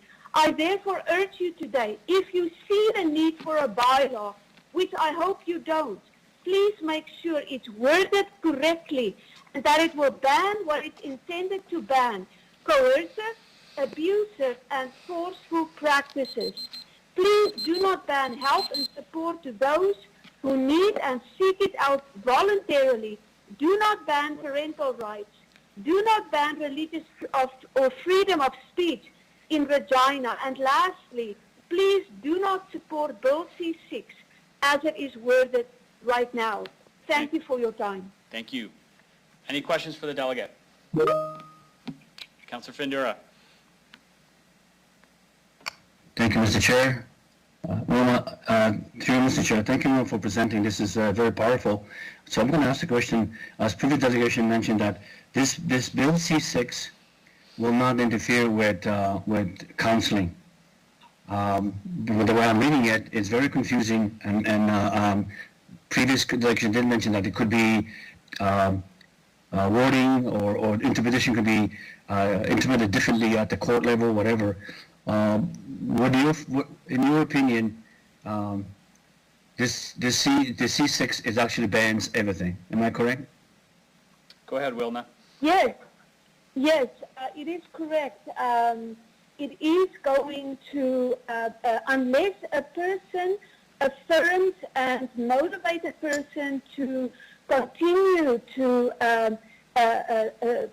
pursue this path of homosexual behavior, it is going to go against somebody who discourages that and who says, like for myself in the ministry that I lead, we do not try to change people. What we do as God gazers, we encourage people to focus on God and not on their sexual identity. But even this, according to, I am not an expert on the law, and I'll be honest about that, but, have been asking these questions to constitutional lawyers, and what I've just shared with you is how they explain to me what will happen when we talk to people who even reach out to us to be criminalized. Thank you, Mr. Chair. One more, and I asked the previous delegate too about human rights. Can you give me more? Can you just, in your opinion, does this goes against the LGBTQ and actually going against the human rights? Am I reading this correctly? Go ahead, Wilna. Thank you for that.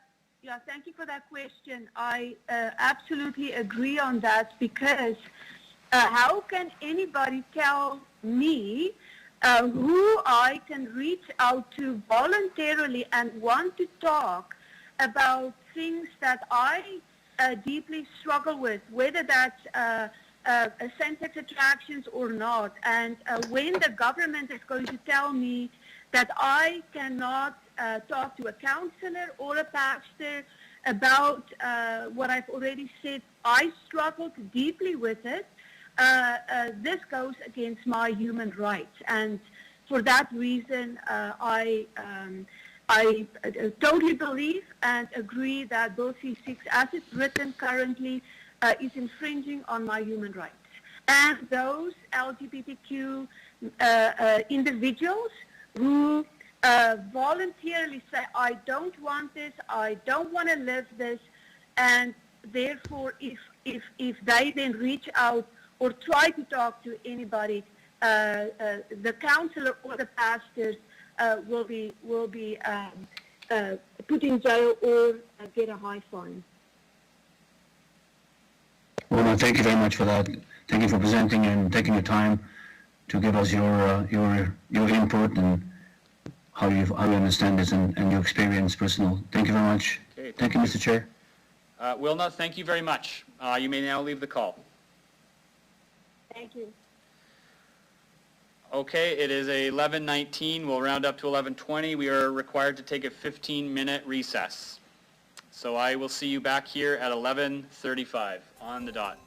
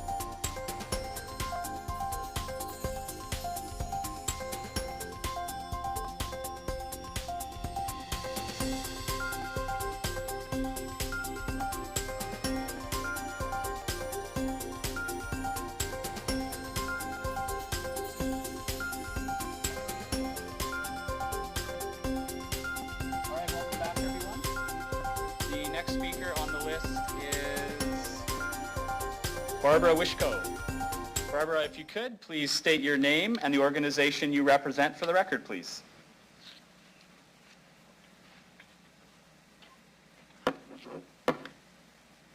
Barbara, are you there? I am. All right, whenever you're ready. 5 minutes, please. Okay, thank you so much. My name is Barbara Rishko. I have been a resident of the city of Regina for the past 44 years. And I have a background varied in experience, including support for those with mental health challenges. I speak today, though, as a mother and a grandmother. Members of the Wellness Subcommittee, thank you for allowing me the opportunity to participate on the City of Regina response to the federal government's proposed conversion therapy legislation, Bill C-6, better known as a ban on conversion therapy.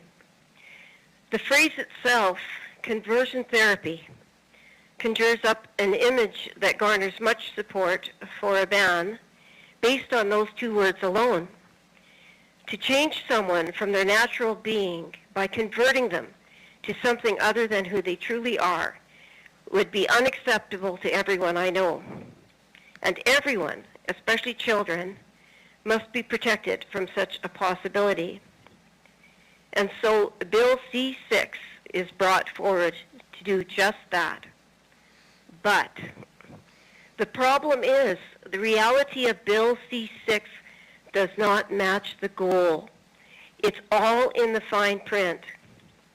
To a large extent, what's missing from the fine print, and I'll speak more on this point shortly. Children, precious, growing, learning, exploring, adventurous, and maturing children, young people who experience puberty at about 11 or 12 years old, and whose brain is said to be fully developed by the age of 25.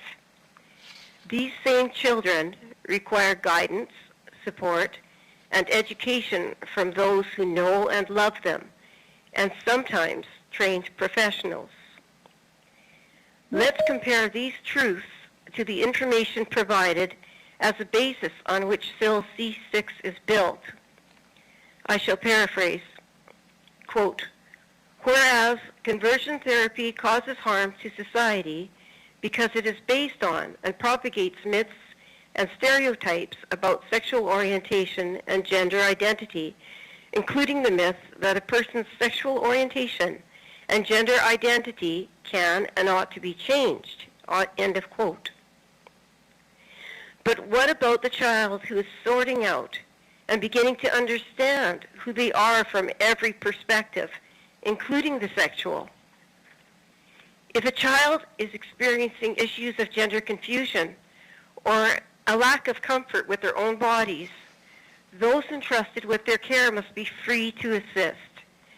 The problem with the proposed, the problem with the proposed legislation of Bill C-6 is that it creates a great stumbling block in this area. Now we shall discuss the fine print. Section 320 in part reads, quote, "Conversion therapy means a practice, treatment, or service designed to change a person's sexual orientation," end quote. What does that mean? A practice? Is this how the child dresses? Hairstyle? Treatment? Any form of counseling? Discussions? Prayer? Can you imagine the firepower this might provide a teenager experiencing rebellion, which is often a natural part of the maturing process? Worse yet, the legislation proposed is complaints-based, meaning anyone can lodge a complaint on behalf of the child. For instance, a neighbor might overhear a parent instructing their child on clothing they have chosen, lodge a complaint, an investigation could ensue, and charges could be laid. And more seriously, think about where this legislation could easily lead, as it already has in other jurisdictions. Are we to leave life-altering, irreversible decisions concerning gender dysphoria to the children alone? Counselors, clergy, psychologists are all part of a group of people well able to provide education and guidance in this area. If Bill C-6 is accepted as legislation and incorporated into our society, this would no longer be possible, as such therapy absolutely could result in jail time of up to 5 years. This is the proposed reality that would exist for these professionals as well as parents mentioned earlier. Although perhaps well-intended, Bill C-6 is incredibly harmful to the very fiber of our society. Healthy societies require strong communities. Barbara, and at the foundation, I apologize for interrupting, but that's the 5 minutes. I've been trying to stick to that for all the delegates. I apologize. I just have a quick blurb. Healthy societies require strong communities, and at the foundation of all communities are families.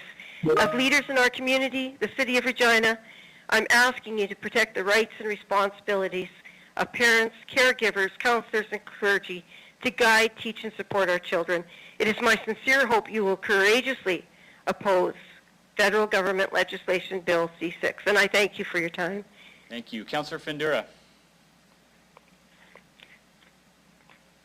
Thank you. I was going to jump in and to help, but I will ask a question now. Thank you for allowing Barbara to finish her thought.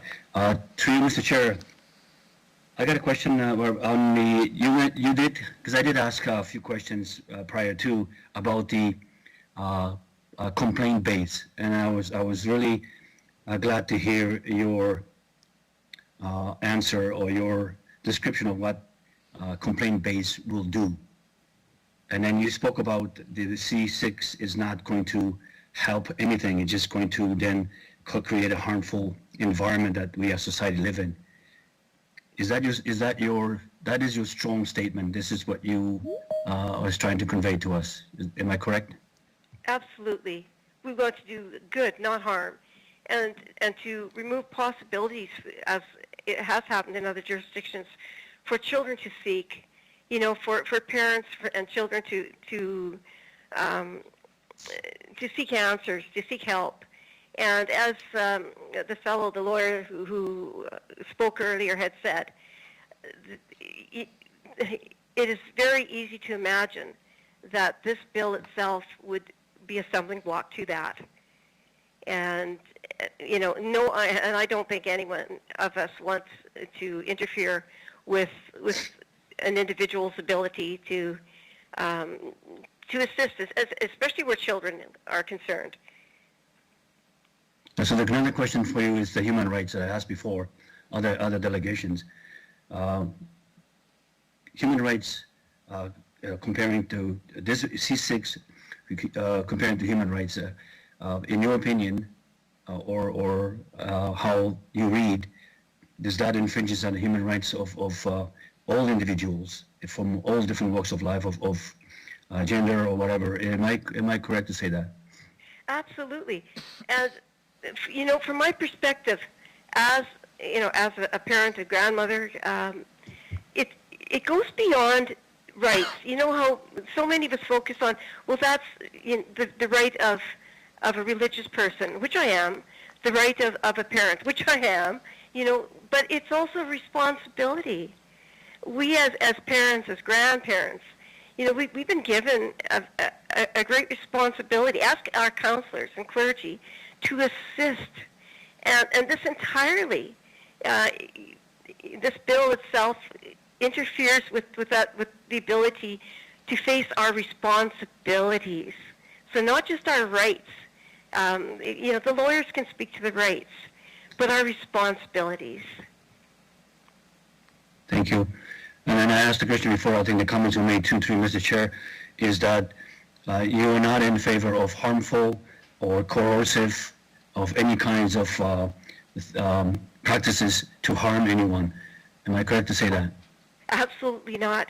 Part of the mental health advocacy that I was part of was for a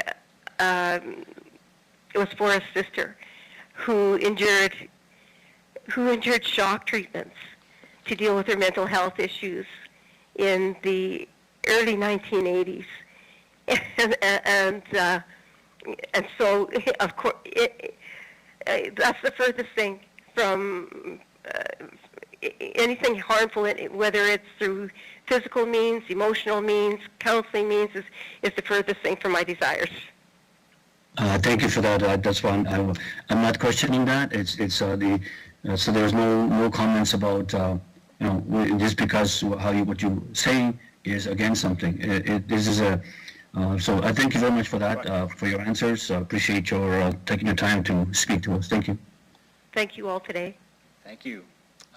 Thank you very much, Barbara. You may now leave the meeting, but I hope you stick around to listen to the rest of the delegates. Our next presentation is Sterling Borndal. Hello. Go ahead, Sterling. Thanks. Yeah, so my name is Sterling Bjorndal, and I attend Eastside United Church. And I'm speaking in support of the recommendation for Regina to support C6, and furthermore, to encourage Regina's council to follow Saskatoon's lead to add conversion therapy to the list of locally prohibited businesses. This should not be a business. My credentials, I have a Bachelor of Arts degree in Religious Studies from here in Regina, Master of Divinity degree from the Lutheran Theological Seminary in Saskatoon, and a Master of Arts degree in Religious Studies from the Claremont Graduate University in California. And I'm just saying that to demonstrate that I believe I'm qualified with an academic theological background and with the credentials to speak on the topic from a religious Christian perspective. So I was raised as a Christian conservative, but through a lot of educational and life experiences, I've changed my mind on a number of issues. And since the early 1980s, I feel like I have been called to be a straight ally for LGBTQ people within Christian churches and within broader society. I'm sympathetic to those who are concerned about their children's romantic choices. Almost every parent has to deal with struggling with their children's romantic choices at times. But I think the particular concern around same-sex love arises out of a fear that is not informed by today's understanding of the Bible. I think parents are afraid that their children are going to hell, literally. They've been taught that in their church, but a lot of churches do not actually teach both sides of the controversy and do not teach a variety of ways of looking at the biblical texts. So their fear is unfounded, I'm afraid, and their churches are not helping them with that. And certainly that fear should not be used to form social policy in this case. So the fear leads to blatantly harmful practices such as conversion therapy, which assumes that only heterosexual romantic attraction is normal. Any other kind of romantic attraction is wrong and sinful. There are many Christians now in the 21st century who disagree with that view and can back it up with biblical study. So when we call it sexual diversity, that tends to focus our attention just on the sex part of it, but it ignores the more important aspect of love. So if we turn to the Bible, 1 John 4, verse 7, we read that love comes from God and that everyone who loves has been born of God and knows God. Everyone who loves knows God. Think about gay couples who have been together for decades. I know some that have been together for over 40 years, in some cases ostracized from their family, without that kind of support. If they can hang together for decades while under that kind of duress, is that not love? And therefore, does that not come from God? Think about the musical Fiddler on the Roof. Now that famous song that goes, "Do you love me?" And Goldie lists all the things that couple have been through for 25 years. And I've got to say now, from my point of view, 25 years seems like a short time. But she, in the end, says, if that's not love, what is? So people who try to forcibly convert someone's romantic orientation may, in fact, be attempting to thwart God's love between people. And then even those who claim that they're just trying to control behavior by promoting celibacy may be undermining God's move to have love happen. Not that I'm denigrating celibacy as a free choice to those who feel that is their calling. But anyone who asserts that celibacy is somehow superior to a loving relationship, which by definition in the Bible comes from God. That's a battle about celibacy that was already fought between Christians 500 years ago. And for those of you who aren't Christian participating in this discussion, yes, I'm talking about Christian infighting here. And let's face it, Christian infighting started right back at the beginning of Christianity and continues through to today. So I would encourage conservative Christians to think very carefully about what they're trying to do here by promoting conversion therapy, because they may find themselves attempting to thwart love that comes from God. And that's not a wise move. So that's really all I wanted to say. I thank you very much for the opportunity to address this issue. Thank you very much, Sterling. Any questions for the delegate? Seeing none, thank you very much, Sterling. I will ask that you leave the call, but continue listening to the meeting.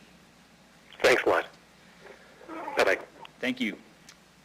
Our final delegate before I call a recess is Trina Hodgson. Trina, if you could, just state your name and the organization you represent, if any, for the record. Hello, my name is Trina Hodgson. I'm a member of Sunset United Church, and I'm a social worker, and I'm a mom. But most importantly, I'm here today to share my perspective on conversion therapy. I've been fortunate to be part of the United Church since my baptism at a young age, and I've been fortunate to see God's love as it to be including all. It is our place to pass judgment on people's lives. We are created in God's image, but it is not a cookie-cutter image. It's an image of imperfect followers who seek love and support to seek love and support one another. There's no prerequisite who we are as to who we are to be, but we must love all of God's creation, regardless of our understanding. And we need to be radical as Jesus was radical in his pursuit of social justice. As I said, I'm a proud member of Sunset United Church, and I come here with a unanimous vote by our board council so we can actively work to ban conversion therapy, not only at the municipal level, but on the provincial level and the federal levels of government. We boldly state that conversion therapy is wrong and has no place in the Christian church. We are created in God's image, and to try to change God's intent about who we are, we should not try to change what God has intended for us. Who are we to convert what God's intent is? As an ally, I see my place to walk alongside our QS LGBTQ brothers and sisters of faith. This is, I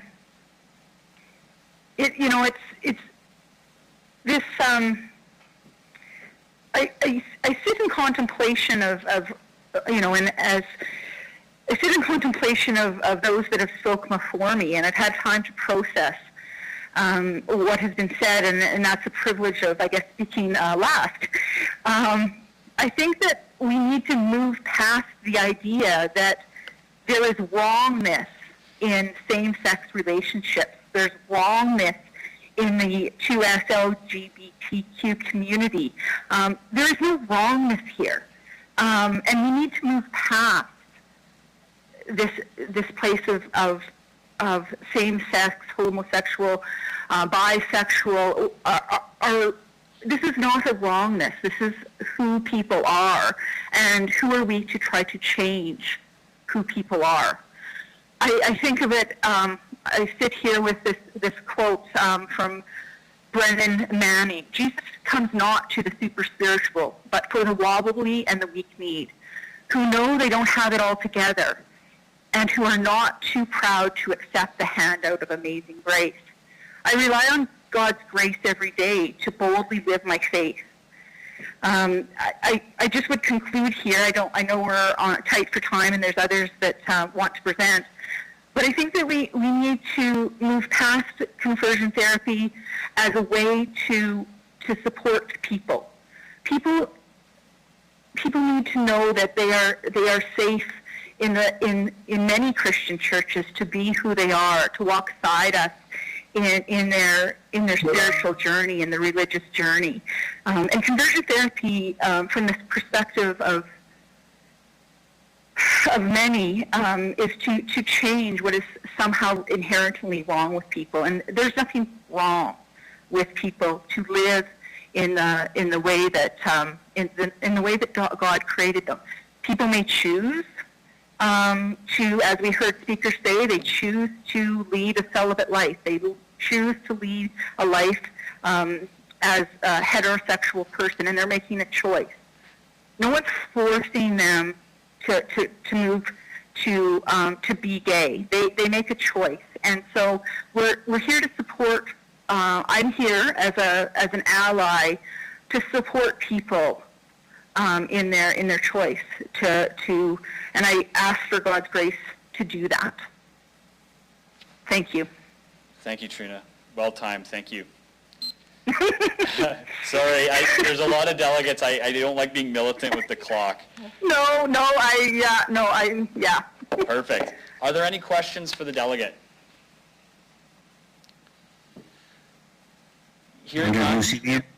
Andrew, do you see my chat? Oh, yeah, sorry, I thought that was from before. Go ahead, John. Okay, thank you. Thank you very much, and I appreciate you coming and presenting to you, Mr. Chair.